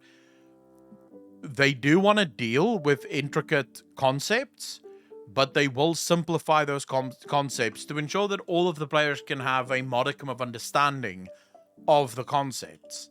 And I think that's fine. I think that's fine, especially considering how 40k React content. Wait, Asmongold literally only discovered Bricky yesterday? Wow, my god. So Asmon reacting to Bricky, when? We could probably do it. What video did Asmon react to? Bricky's reactions are... Oh, Bricky's videos are super long. So Asmon's reactions are super long, which means Bricky's reaction... Or Asmongold's reaction to Bricky would be super long. Which means if I reacted to Asmongold reacting to Bricky, that would be fucking pop-off long. That would be 3-4 hours of reaction content. He watched the other one like the last month, but the one from yesterday, he really liked it. I would say, but wait, isn't Asmongold already a fan of 40k? I feel like Asmongold already likes 40k. I thought I heard him once say that he doesn't, he likes 40k, or he knows about 40k at least. Or am I completely wrong about that? Yeah, Asmongold discovered Bricky. I mean, our videos on Bricky have just popped off. Like the Bricky video. Let me quickly see here. Let's go to the Clips channel. Your channel. Videos. Popular. So you can take a look there. My two videos on Bricky is 196k and 132k. Which is fucking nuts, right? By far my most watched video. So I'm assuming Asmon reacting to it, probably gonna get like, million views, if not more.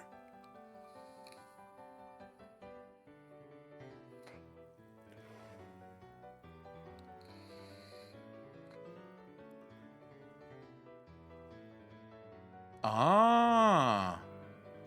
Wait, that sounds like an interesting topic. It sounds like an interesting topic. This video is sponsored. We'll watch this. We'll watch this. Look at my video about South Africa, bro. Like, this one just keeps popping off. I don't know why, but there seems to be a lot of South Africans really interested in political stuff. The journalist that watches reactions to Bricky's 40k videos. That's how I discovered Akko. Nice. Yeah, we'll definitely watch that. This is usually topics that I really enjoy. So I'd be more than happy to watch this.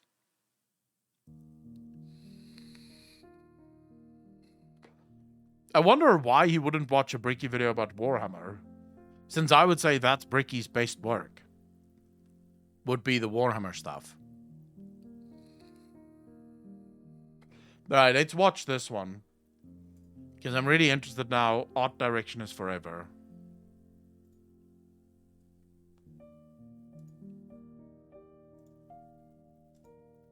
Oh, hey, I should probably... Oh, this is wrong. I should probably... Hold up. Before I watch this, let's just change the title, because...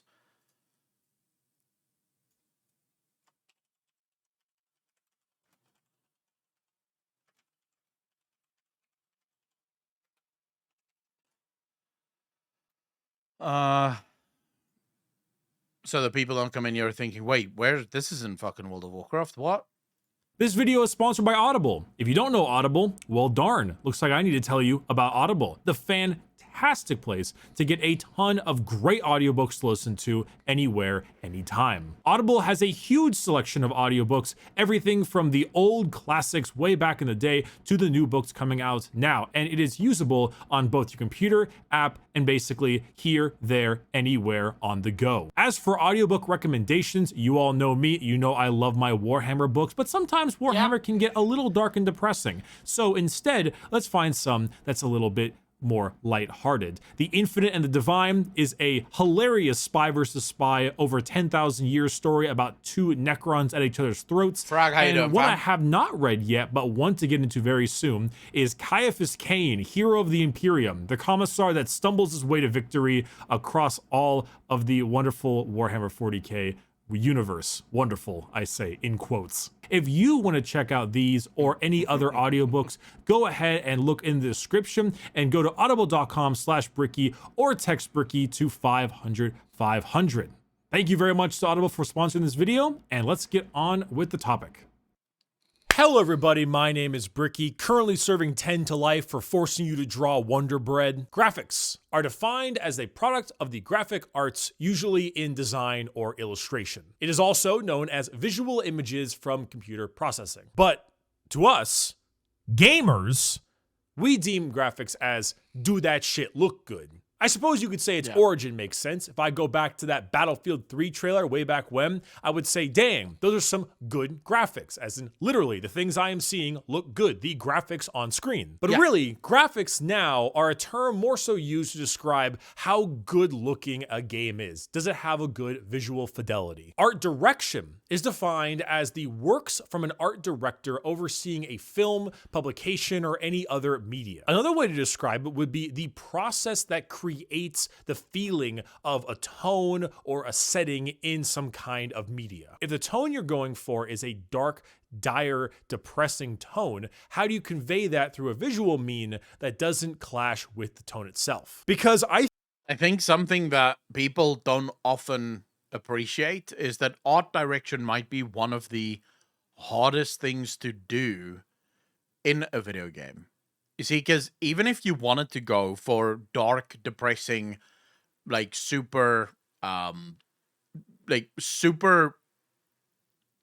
grimdark, you still need moments of lightheartedness, even within a single scene. The whole scene cannot be dark, otherwise nothing stands out. So you have to find that balance between, okay, I want this room to look really horrific, but the room will not just be really horrific because there's skulls and blood and fucking hooks everywhere. What will make the room look horrific is how you counterbalance it. So maybe you have a picture of something smiling eerily next to some hooks. That brings the hooks out, and also this eerie smile creates a sense of unease within you that just makes the hooks feel a lot more impactful. You have to think about this stuff before it even happens, because you can't do it retroactively. Right? If players don't gel with your art style, that's the end of the game. They just switch off because the game doesn't do anything to them. And there's actually a lot of games like this. There's a game that I played not long ago. I think it's called... It's not Remnant from the Ashes. It's a game that's sort of kind of similar. Can't remember the name of it now. For the life of me, can't remember the name. It's like a survival game, but like an eldritch horror kind of survival game. When you get into that game, it looks cool for like the first hour. You really enjoy it. But then after a while, the monotony of the game just really gets to you. You genuinely start feeling depressed as a result of how monotonous everything is. Like, everything is the same color. Your character is gray. The world is gray. And it's not because it's black and white. Your character is gray. The world is gray because that's what they wanted to shoot for. I'm trying to find the name of the game here for you guys because you guys keep like saying words and it's not those words. I just saw it the other day. Insane Evil Genius Factorio. Fade to Silence. It's this game. It's called Fade to Silence. when you play it, it's not bad. It's really not a horrible game. And I don't know what it looks like these days, because it's obviously gone through many changes and they've done many things to it, but it's a struggle. And I loved the idea behind the game, which is why I kept going back to try and sort of push through, but you just barely get through it. The game is just so depressing as a result of the art direction and how the art plays out. Maybe they've changed it over time, maybe they've introduced patches, because I'm seeing screenshots here of things that I do not recognize these screenshots from the actual game that I played. But then again, the last time I played it was in 2019. So you can imagine that there's probably been many changes since then that has taken place within the game. But yeah, art direction is really how to translate the story into an art medium, how to best convey the different emotions and moods and make them coherent to be in the same world. True, Thorwald. I think it would be quite jarring if you told Cormac McCarthy's The Road story while making it look like Grand Budapest Hotel. The strength of your graphics, say for a film or TV show, the resolution, the quality of your camera is not what's used in order to create the tone you are going for. It certainly helps, but having a good resolution, having it look good from an... We were actually speaking about something very similar yesterday. So someone, while we were playing Mass Effect, made mention of how the AI, even 200 years into the future, still sounds like an AI that we would have today. And I didn't say anything at the time because I was busy focusing on the game, but sound design, very similarly to visual design, art design, why would an AI 200 years into the future still sound like an AI today? It's very easy. If you made the AI sound like anything other than what we, the players, would know an AI to sound like, it would not be an AI. If you gave the AI a normal human voice, the AI wouldn't land. Because as players, we would not feel like this is an AI. So yeah, sure, you're 200 years into the future, and maybe AI is a hell of a lot better 200 years into the future than what it is now, but that doesn't matter, because your player is living now. Your player doesn't live 200 years into the future where AI sounds like normal human beings. Your player lives in this world where AI sounds like AI. It sounds like a robot speaking. And if you fuck that up, and this goes for art direction as well, if the world doesn't look the way that we expect it to look, we will not identify with it. And if you lose the player on that level, you've lost the player for good.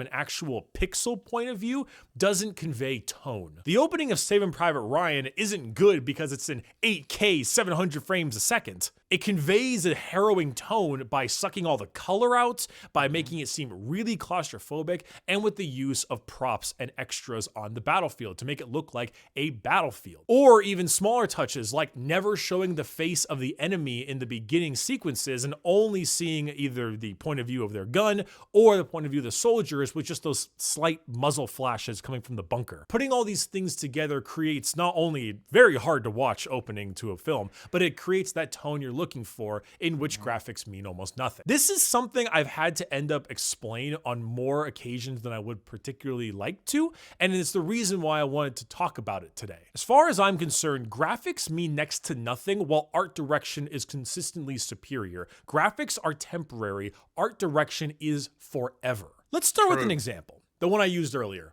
Battlefield 3. Battlefield has always triumphed its graphics, particularly when Battlefield 3 came out. I remember the war that was happening at the time, Modern Warfare 3 versus Battlefield 3. It was like a console war at the time, or about as juvenile as one, but hey, I was a teenager. But in that little campaign trailer, when you're getting pinned down by a sniper and you had to fire a rocket at it, and the building kind of crumbled around the spot where you fired it at, and I was sitting there thinking, this is gonna be the best goddamn game ever. And about 2,000 games of Operation Metro later, yeah, it was pretty great. I love Battlefield 3, but despite my like for the game, I can't remember a single campaign mission. Better yet, I can't remember a single mission of the campaign, a level, a play space. I know it was in the Middle East, I think. You play as Americans. I don't remember anything about the campaign, not just because the story was boring, but also I don't remember where I was. I don't remember a vista or a combat room or a special encounter. I don't remember anything. It all looks the I don't same. remember anything for the Battlefield 4 campaign or the Hardline. Remember, I don't even remember Hardline. The only mission I really remember in Battlefield 1 was the opening one, where every time you died, you went to a new person. That was actually pretty cool. But besides that, I don't remember any of this because none of it's memorable, because graphics triumphed, because it was trying to make it look photorealistic and not try to give it some kind of identity, some kind of feeling when you walk into a room and you think, wow, as you see this kind of environment sprawled out in front of you. It was about making it look realistic, and that made it less than memorable. The story didn't help, but it made it forgettable. Take an almost identical setting though and move it over a game.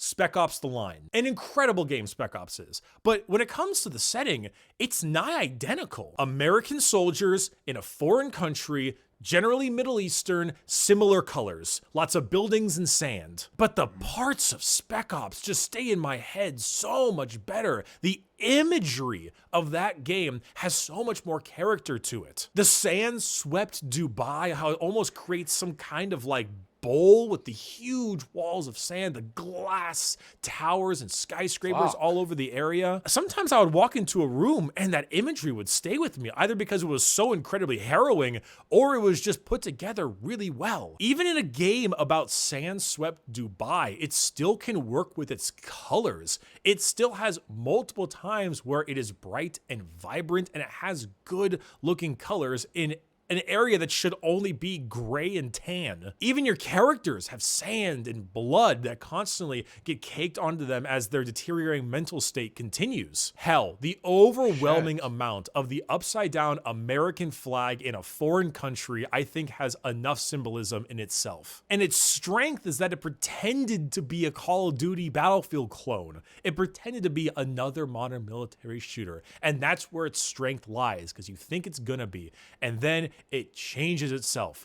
The story alone is great, but even in a place that you've seen a million times, American soldiers in some place in the Middle East, it still has imagery that sticks with you. How about one of my favorite video games of all time, BioShock? BioShock, even when it came out, didn't have the greatest of graphics. The characters moved in that uncanny valley way, their faces looked very strange, and overall it wasn't the greatest at the time, but it didn't matter. I would argue you could put pretty much all of the Fallout games into that as well. Probably even the Skyrim, the Elder Scrolls games.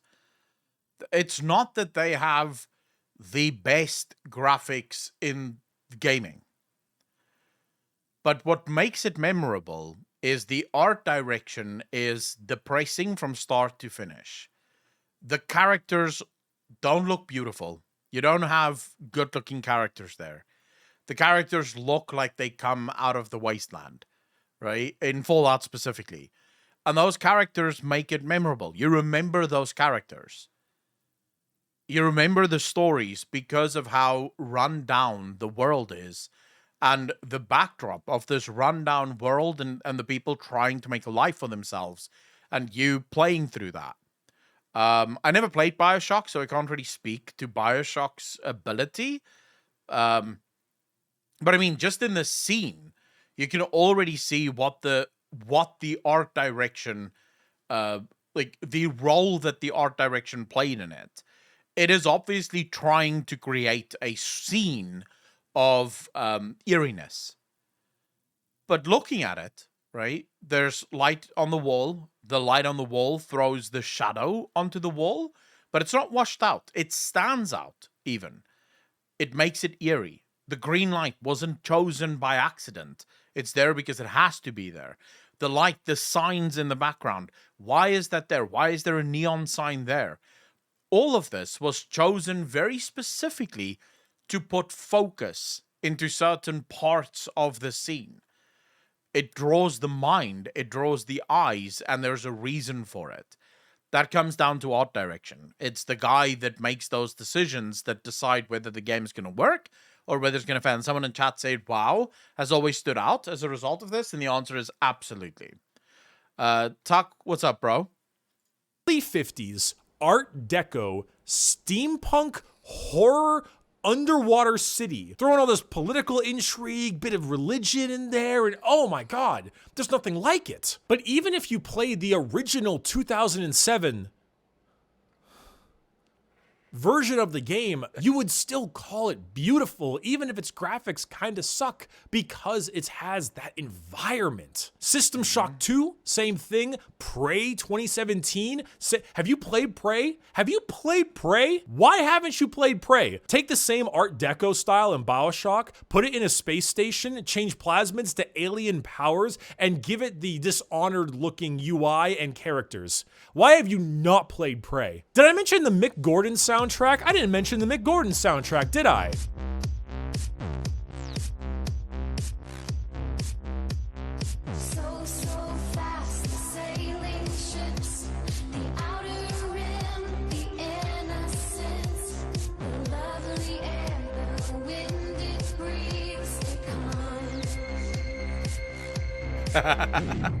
The last act is a little iffy, but you should really play Prey.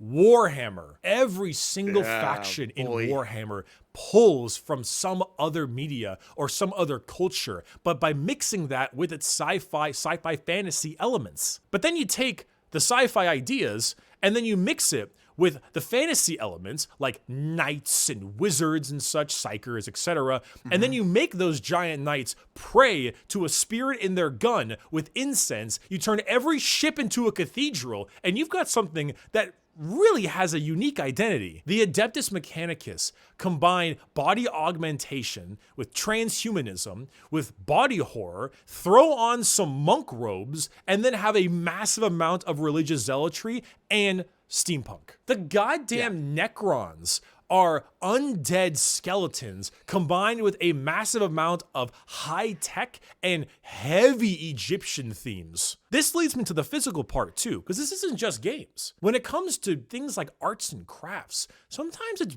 better to have an identity with your crafting than it is to make it look really realistic. Hyper-realism things like dioramas and such are incredibly impressive, very cool to look at. But sometimes just having an identity in your own work is more important. And I see this a lot, especially online with artists, people who do commissions. They always try to go really hard to make it perfect. I'd say your artistic identity matters more than the minutia of the art itself. Let's use Warhammer Miniatures, for example. I'm not a top-level painter. I think I'm decent. I don't think I'm bad, but I am not super high level. But I'm really proud of my Sisters of Battle army because the combination of the white armor, the magenta robes, and actually creating a base that looks like a field of flowers, I think really adds personality to them. Because you take a faction that might be one of the most evil and hardcore in the Imperium, and you give them like a paradox, a contradicting art style where they look very holy and they have a field of flowers and all that. It adds this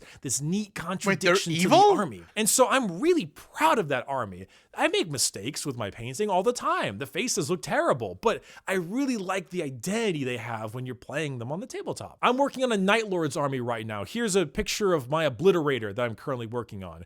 You know, it's not perfect. Not all of my painting parts are great. Sometimes I use too many coats. Sometimes I use too few coats. Sometimes I accidentally bump certain parts of the armor that shouldn't be a certain color when I paint. Yeah, there's problems, but it has an identity that I really like. Night Lords are criminals and murderers before they even are adults. And so it has that vibe of, okay, unchained, out of the prison, the chains around the hand, the barbed wire, that really gives it this feeling that while it has the same color scheme as regular Night Lords, it feels unique. Going for a super well-painted, 10 out of 10 pro painter looking mini is fine, but I think I'd rather take a 7 out of 10 mini with a unique original style first. The reason I wanted to make this video is twofold. Firstly, well, it boils down to the age-old World of Warcraft discussion where people will go, oh my god, can you imagine if Blizzard put World of Warcraft in Unreal Engine 5? It's like, yeah, if Blizzard did that, it would still look probably exactly the same cartoony shit that you hate and that you don't want. Because the cartoony graphics of World of Warcraft was an art direction choice. They decided to make it look that way. It wasn't by accident. It wasn't because that's all the engine could handle. They literally built the engine to do that. because that's what they wanted. Right? League of Legends. Why does League of Legends not look more like Dota? Because they didn't want to look like Dota. Dota went for the more dark, sort of dark-esque kind of graphics, and the more not washed out, but like they wanted to make it seem like a more grimdark universe. League didn't want to do that. They wanted it more cartoony. The running animations, the voice lines, the fact that characters have jokes, the colors that's used. It's on purpose. It's not because they decided to do it. It's a reminder to you creators out there Or that they did it by style accident. sometimes is more important than substance. People keep going for perfect instead of going for unique. Often the media that I consume, games, movies, TV shows, I often rewatch the ones that are 7, 8s out of 10s more than I rewatch the 10 out of 10 ones. Because sometimes the things that are perfect don't speak to you and you don't enjoy as much as the things that are decent. And secondly, I wanted to make this so I can provide examples of the difference between graphics and art direction and which one you should aim to go for. It also helps me so that I can point to this video if anyone says to me, why do you think that game looks good? Its graphics are terrible, i.e. BioShock or something. Because graphics don't matter. Graphics are temporary and art direction is forever. Thank you very much for watching this video. If you want to buy merch, this is another one of my merch shirts. I like this one a lot. I think it's pretty good. Let me go ahead and answer some questions from y'all. Hey, Bricky, I know you said before if gamer subs let you make a flavor, what would it be called? I would probably call it something like anime thigh sweat or anime ab sweat. Not because I particularly want to, but more so because I think that would sell like hotcakes. Bricky, how do you think about the new Pentakill album? I didn't listen to that. It's pretty good, though I think I've been a little bit spoiled by Guilty Gear. I thought to myself, damn, this isn't bad, but it's not Guilty Gear. More of an Adeptus Ridiculous question. Would short-sleeve mechanical men's shirts ever be a possibility? Maybe. The problem is you have to buy a whole bunch of dark red shirts, and at that point, it almost feels like dark red long sleeve, dark red short sleeve. Is there enough overlap? So, we'll see. Actual questions. It's pretty good. I'll see you next time. It might be a Legends of Runeterra video. I kind of want to do like a follow-up, so we'll see. Bye-bye. Yeah, I mean, I think Asmongold would enjoy the Warhammer. Personally, I think every single person that's into story would enjoy the World of Warcraft, the World of Warhammer. I can't see how they wouldn't, because Warhammer is just phenomenal, right? But sadly, that's not always the case. That's not always the case. Some people just don't like that grimdark, and other people seem so scared of actually getting into new things. It's actually kind of wild. Like the amount of people that just refuse to get into anything that they don't understand, right? If they don't know it already, they just won't get into it. Or my favorite thing yet is whenever I talk to people and they're like, okay, so what are you into now? And I'm like, Warhammer. And like, oh, I would love to, but I'm, I don't want to get into that now because I'm so into World of Warcraft lore. I'm like, you can be into more than one game. Like, you really, like, what? You don't have to be just into one thing. It's okay to do a bit of Warhammer, do a bit of World of Warcraft, do a bit of everything. So yeah, I think what they're talking about is Asmongold's reactions to Warhammer. That's what I was talking about, at least. It would be cool if Asmongold started reacting to some Warhammer stuff. Fuck you all, it's My Little Pony until I die. Abaddon, I believe that. You do look like the kind of guy that does support the My Little Pony addiction.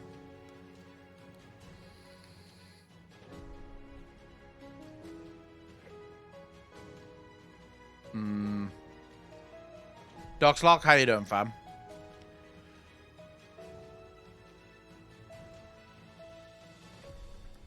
I'm trying to, because we don't have much time left before I have to go. So I'm trying to think what video to react to.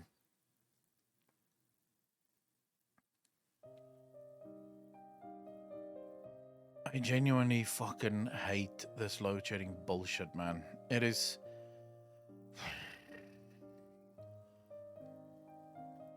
Yeah, it's not fun. My 9-year-old son is now getting into 40k as he wanted to try painting some of my figures. He's now getting into the lore. Oh shit, starting at 9 years old, he's gonna be a beast. Holy shit. Dude, he's gonna be OP as by the time he gets to like 18. That is very young to start. Shit, alright. I like that. Watching the whole thing in one go is not necessary, just wet your whistle. What, part 1 from Hell's Reach? Man, you guys keep asking for the fucking Hell's Reach shit. Alright, tell you what, right? We'll watch this video from Major Kill, and then quickly send me the link to part 1 of Hell's Reach. I'm just gonna take a piss, and then when I get back, we'll watch part 1 for Hell's Reach. Because you guys will never let me fucking go until I watch that. So send it to me.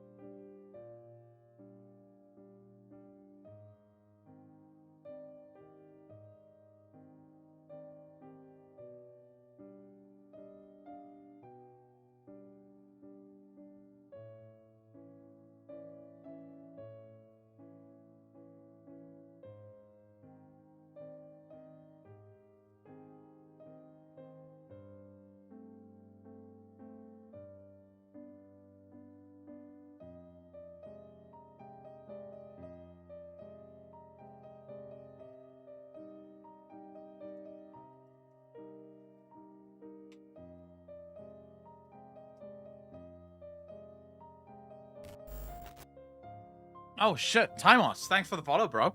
Really appreciate that. Thank you, thank you, thank you.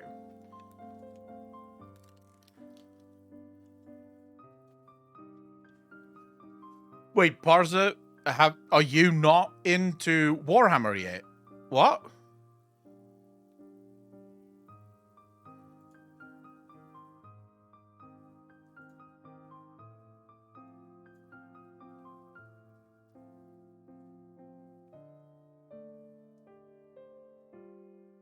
Oh, your friends aren't into it. Yeah, I would say start where I started, which was with the Bricky video.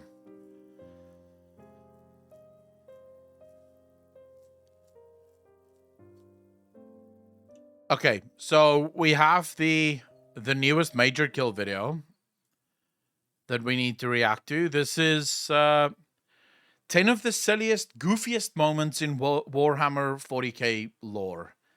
All right.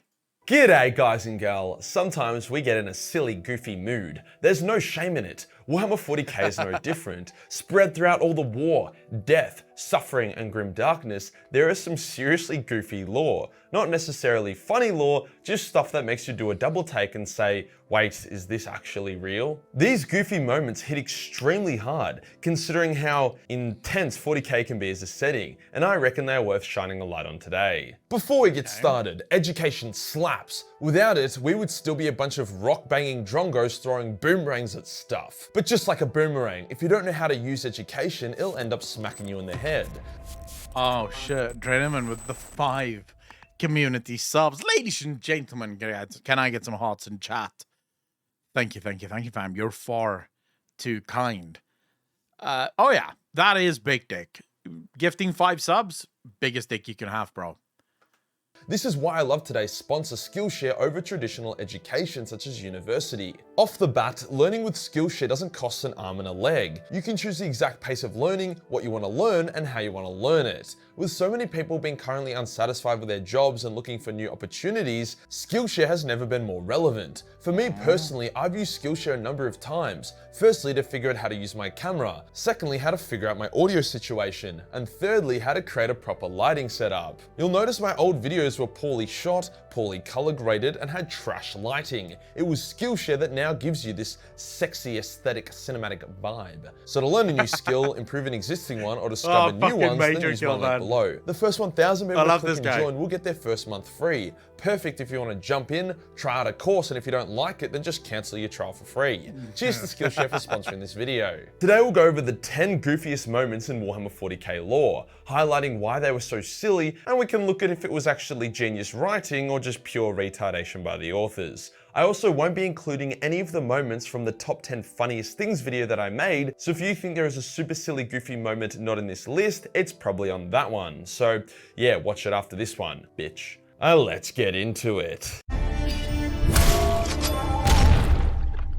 Most Warhammer 40k books are really good, well written, and do a decent job of following the continuity to the best of their abilities. Yeah. Slip-ups do happen, but they are few and far between, so not a total travesty. However, some books, especially in the Horus Heresy series, are a little bit shit and contain a number of very goofy snippets of lore. One of these books is The Battle for the Abyss, arguably the least necessary book in the entire series that had literally zero impact on the setting, although I did enjoy it. It did, however, have a bit of a gold nugget goof moment. See, there was the Space Wolf captain who was a pretty cool guy, definitely a bit of a beast in combat who did have a few mental issues and may have murdered his entire squad in a bit of a silly moment, but a cool bloke regardless. Now, the accidental murder of his Space Wolf brothers was a bit odd, but not the goof moment I want to discuss. It's common knowledge that Space Wolf canines are sharper than normal due to their gene seed and origins on Fenris. However, the writer said that the Space Wolf incisors were sharpened, not his canines.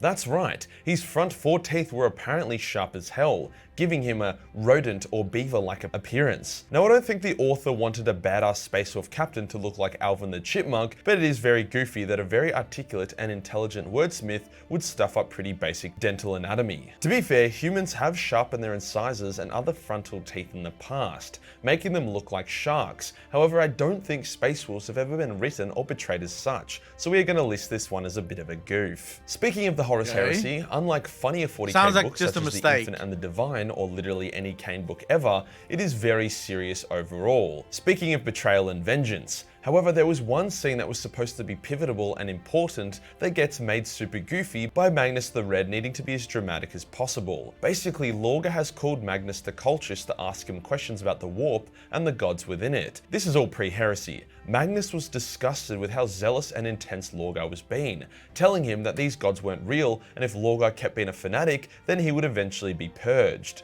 Lorgar begs Magnus to be his guide, but Magnus has had enough. Lorgar had officially become cringe, so the Crimson King leaves, doing so by calling for a high-powered teleportation beam to cut through the roof of the tower they were in, blowing it apart and shooting debris around the populated city beneath them. The wordbearers sound the alarm, thinking their Primarch and Magnus had just been victims of a terrorist attack or something, only for them to find Lorgar chilling in a completely blown-out room. Just imagine it and try not to laugh. The most serious, heartbreaking conversation, and then kablam! Fucking teleporting beam nukes the room for no reason other than Magnus not being able to be bothered to walk out of the tower or call a Thunderhawk to pick him up.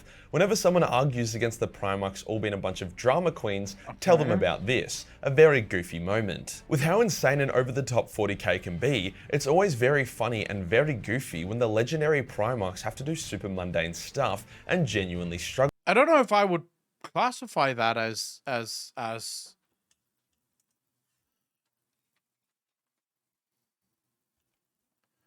goofy, because that to me seems like it's literally just trying to portray one of the powers that Magnus has in really one of the best ways possible, because where else would you have that power manifest? I don't know if I would describe that as goofy, because that moment immediately makes you realize, whoa, so wait, Magnus can literally just teleport places?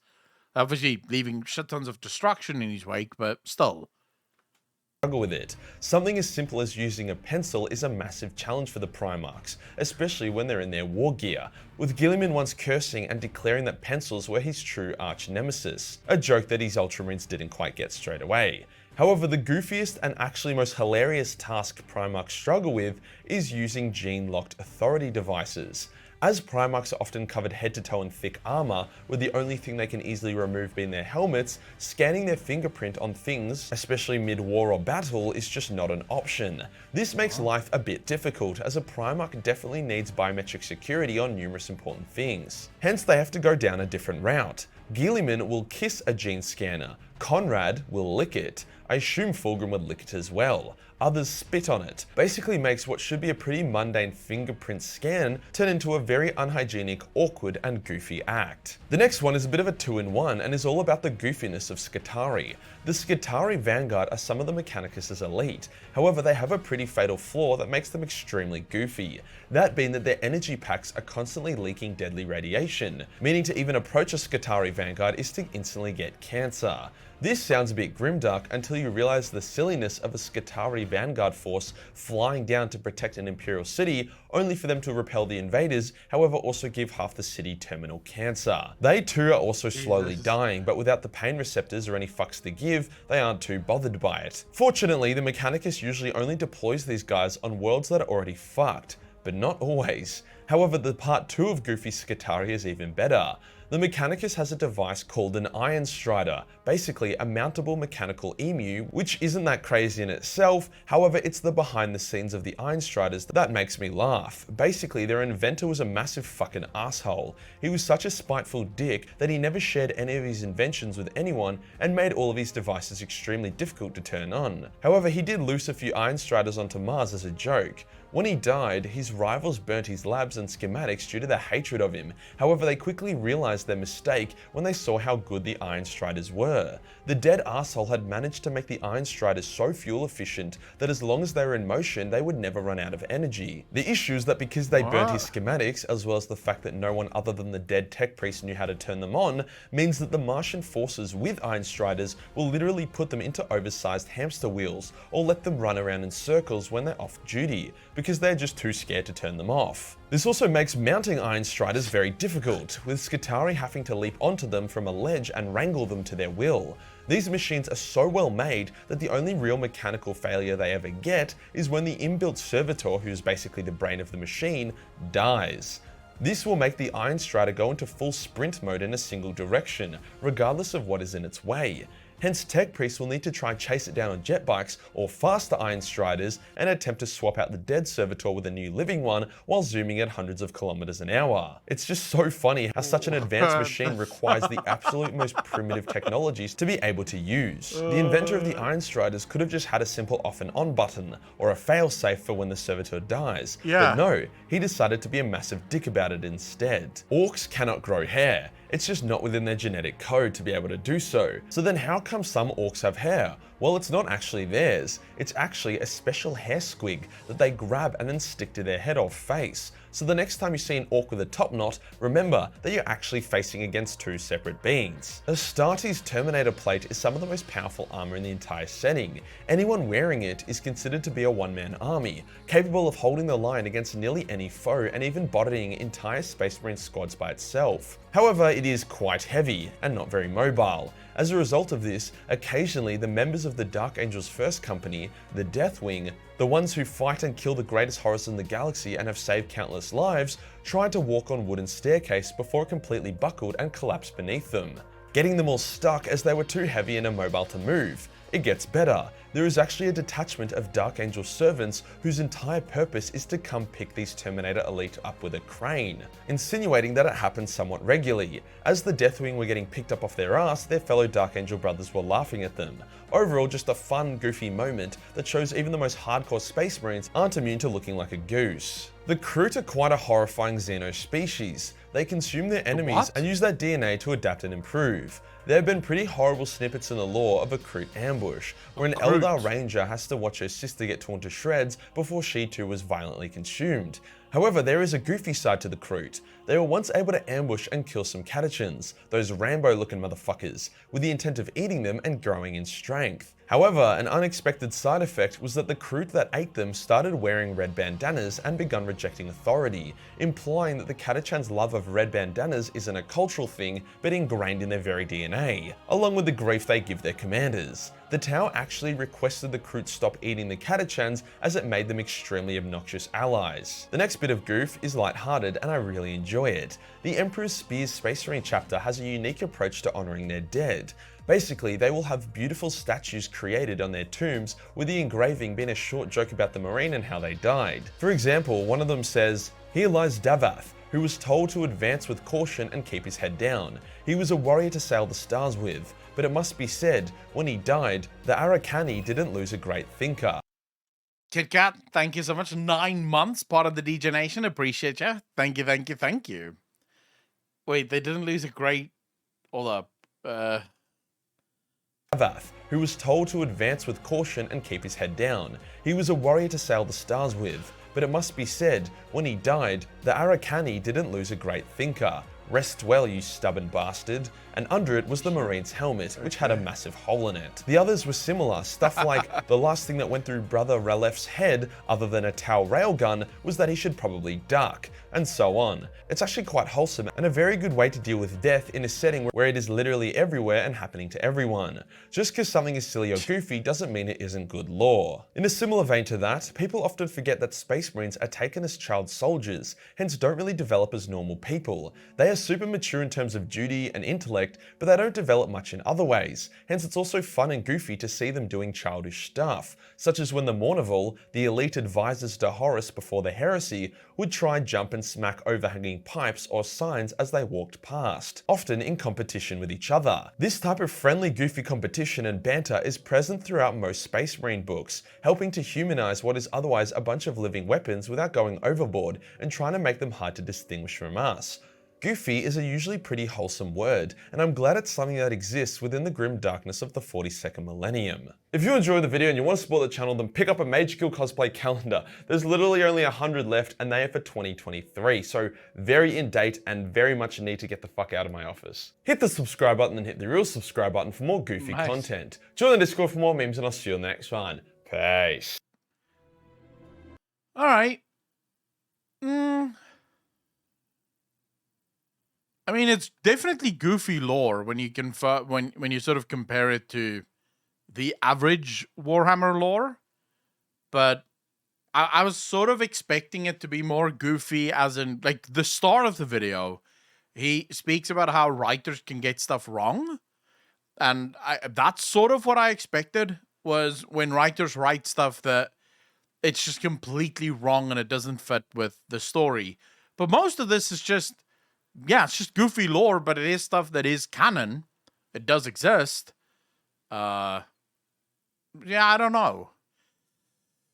But alright.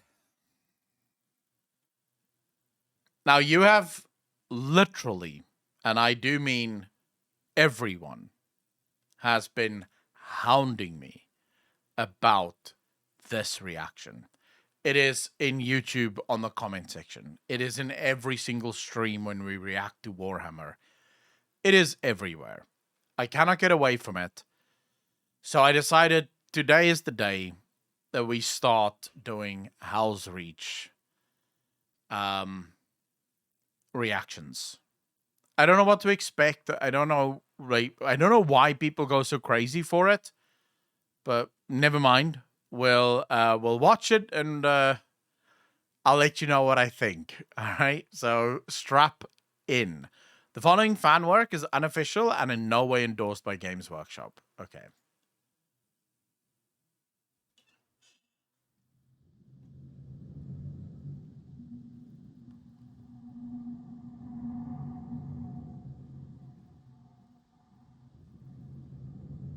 That is such a cool quote, man. I love that quote. I will die on this world.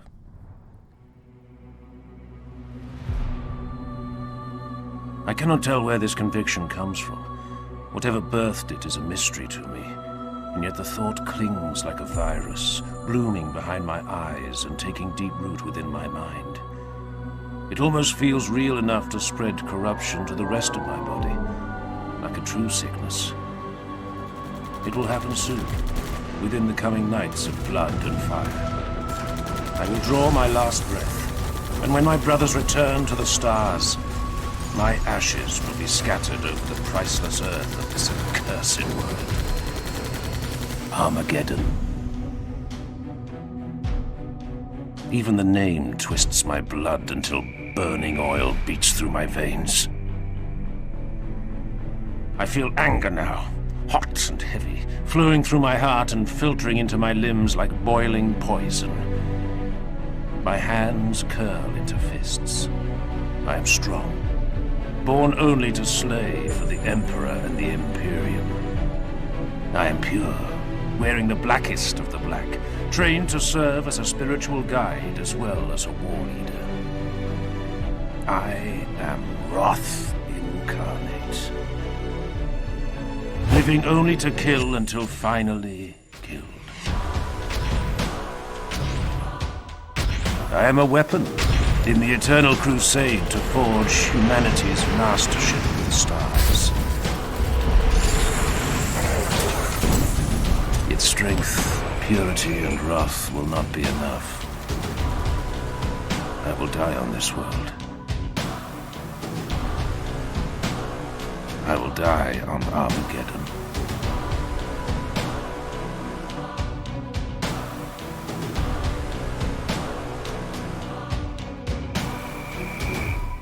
Fuck, dude, the animation there is ridiculous. Like, what?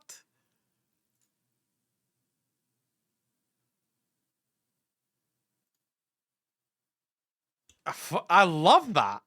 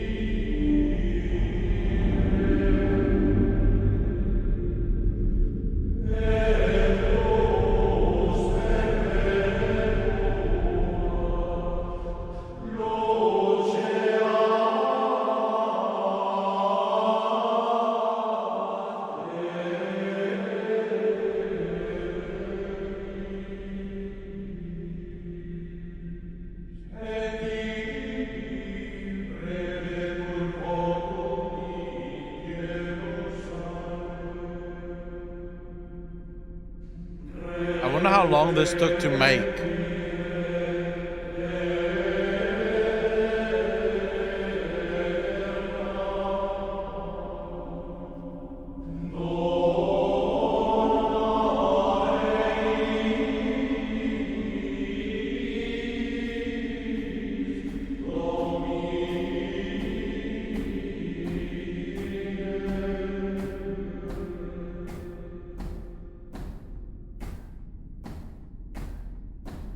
In the holiest chamber of our ancient flagship, I lower myself to one knee and bow my head, because this is what is asked of me. Grimaldus, High Marshal Helbrecht intoned. His voice was a guttural rumble, rendered harsh from yelling orders and battle cries in 100 wars on 100 worlds. We have summoned you to be judged. I have answered the summons. I submit myself before your judgment, my liege. Mordred is dead. Helbrecht's voice was a deep murmur. Slain by the archenemy. You, Grimaldus, have lost a master. We have all of us lost a brother. It was the belief of Reclusiarch Mordred that upon his death, you would be worthiest of our brother chaplains to stand in his stead. His final decree was that you, of all your brethren, would be the one to rise to the rank of Reclusiarch. The figure inclined his head in greeting. Arterium, we draw near to our destination. I took the liberty of readying the squad for planetfall. This world will burn. It will not be the first, nor the last. Have you seen the projections? The fleet auguries, the number of vessels in the local systems already? I lost interest when the numbers became too high for me to count on my fingers. Arterian snorted at his own weak jest. We will fight and win, or fight and die. All that ever changes is the color of the sky we fight under, and the shade of the blood on our blades.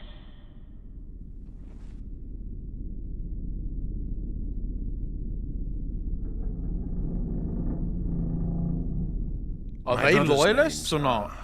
are Arterian, Priamus, Cador, Nerovar, and Bastilan. Black Templars, alright.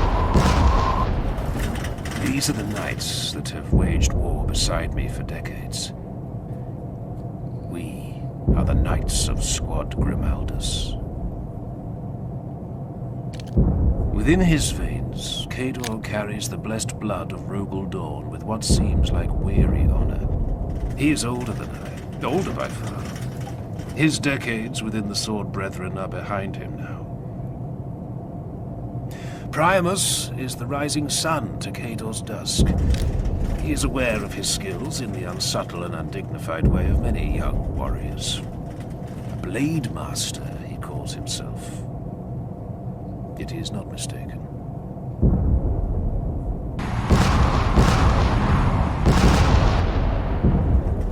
Arterion is... Arterion. My shadow, just as I am his. It is rare among our number for any knight to lay aside personal glory, yet Arterion is the one who carries my banner into battle. Nerovar is the newest among us. The squad required the presence of an apothecary. In the trials, only Nerovar impressed the rest of us with his quiet endurance. Bastilan is last. Bastilan, always the best and least of us all. A leader, but not a commander. An inspiring presence, but not a strategist. Forever a sergeant, never fated to rise as a castellan or marshal. My brothers go through the same rituals of checking and rechecking. A curious sense of unease descends upon me.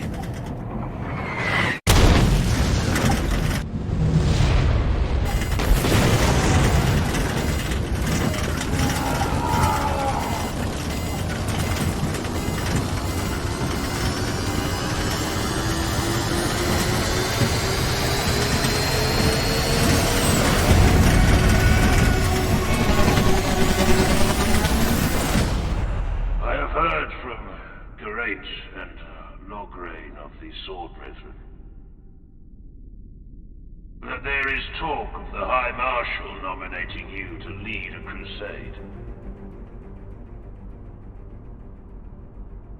It is my belief, not merely the wish of your fallen master, that you should take the honor we offer you now. You have waged war at my side for 200 years, Grimaldus. Will you stand at my side as Reclusiarch of the Eternal Crusade? Yes, my liege.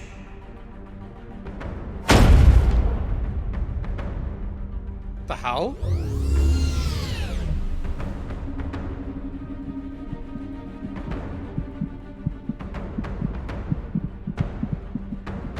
I dub thee Reclusiarch of the Eternal Crusade. As a knight of the Inner Circle, let that be the last blow you receive unanswered. It will be so. Wait, what? That's genuinely how it goes? Yeah. He slapped him, and then he said, as a knight of the Ecclesiarch, let that be the last blow you receive unanswered. Is that actually how it goes in the lore? Job, I'm not sure if I've seen Angels of Death. I probably have. We've watched so many fucking videos on this.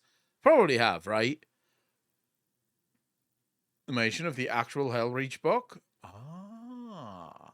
So this really happens. What a ritual. What a ritual. My liege. As it should be.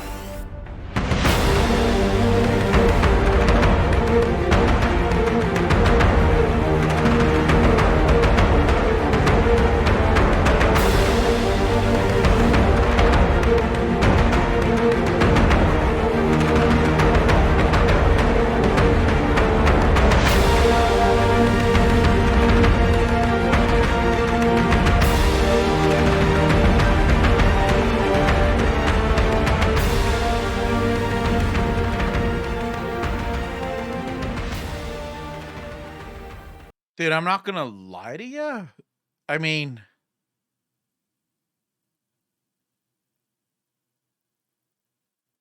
it must have cost this guy so much money to do this, because he got an actual voice actor. Like, he got an actual voice actor to read this.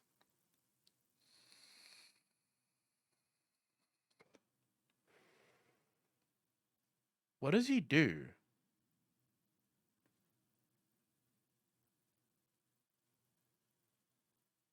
What's this guardsman? What's this?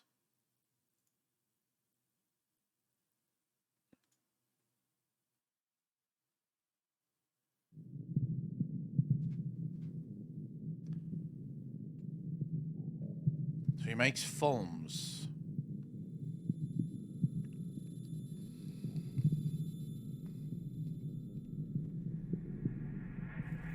Rains. Guardsman Rains. Where in all the hells are you?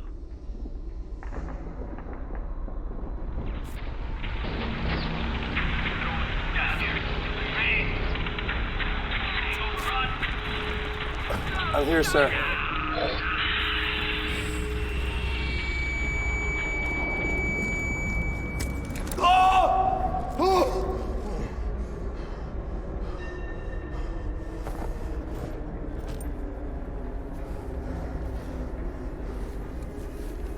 Dude, the community is fucking nuts, man.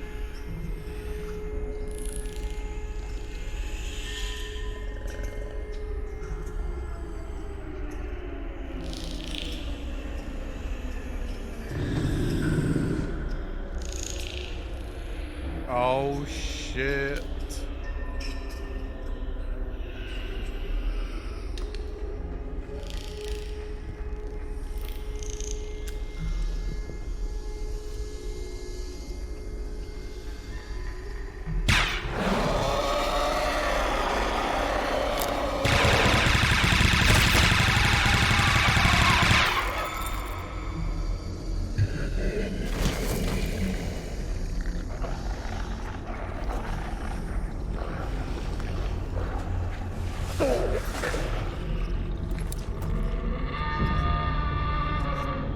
Xena scum.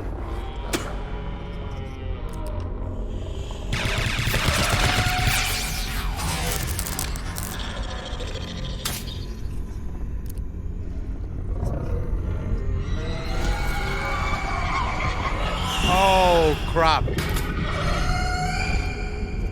Never mind. Oh God, Emperor. Overseer makes things all right. Whose power none can resist. That's not gonna work, to bro. defeat thy enemies. Grant me the will to defeat the beast. From your grace. I shall know no fear.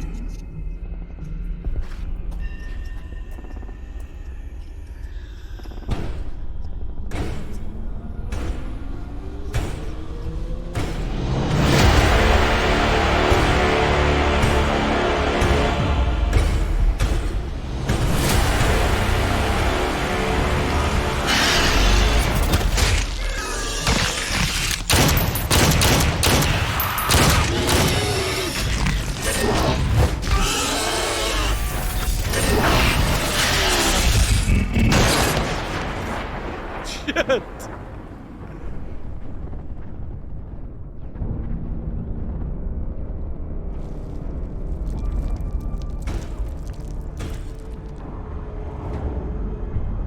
Take up your weapon, gods.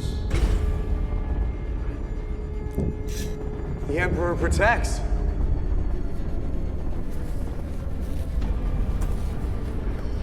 Yes. He does.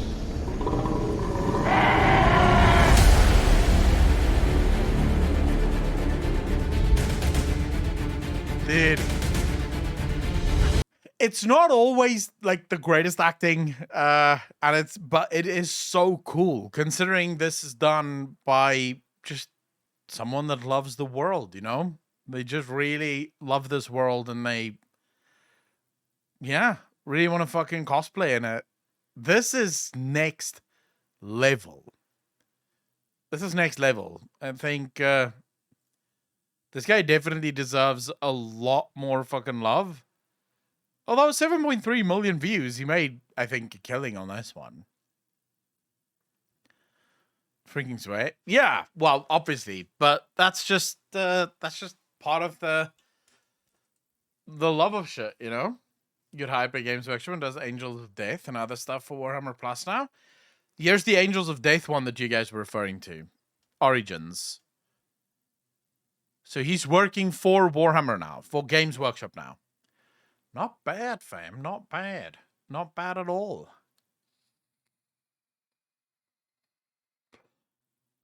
Nice.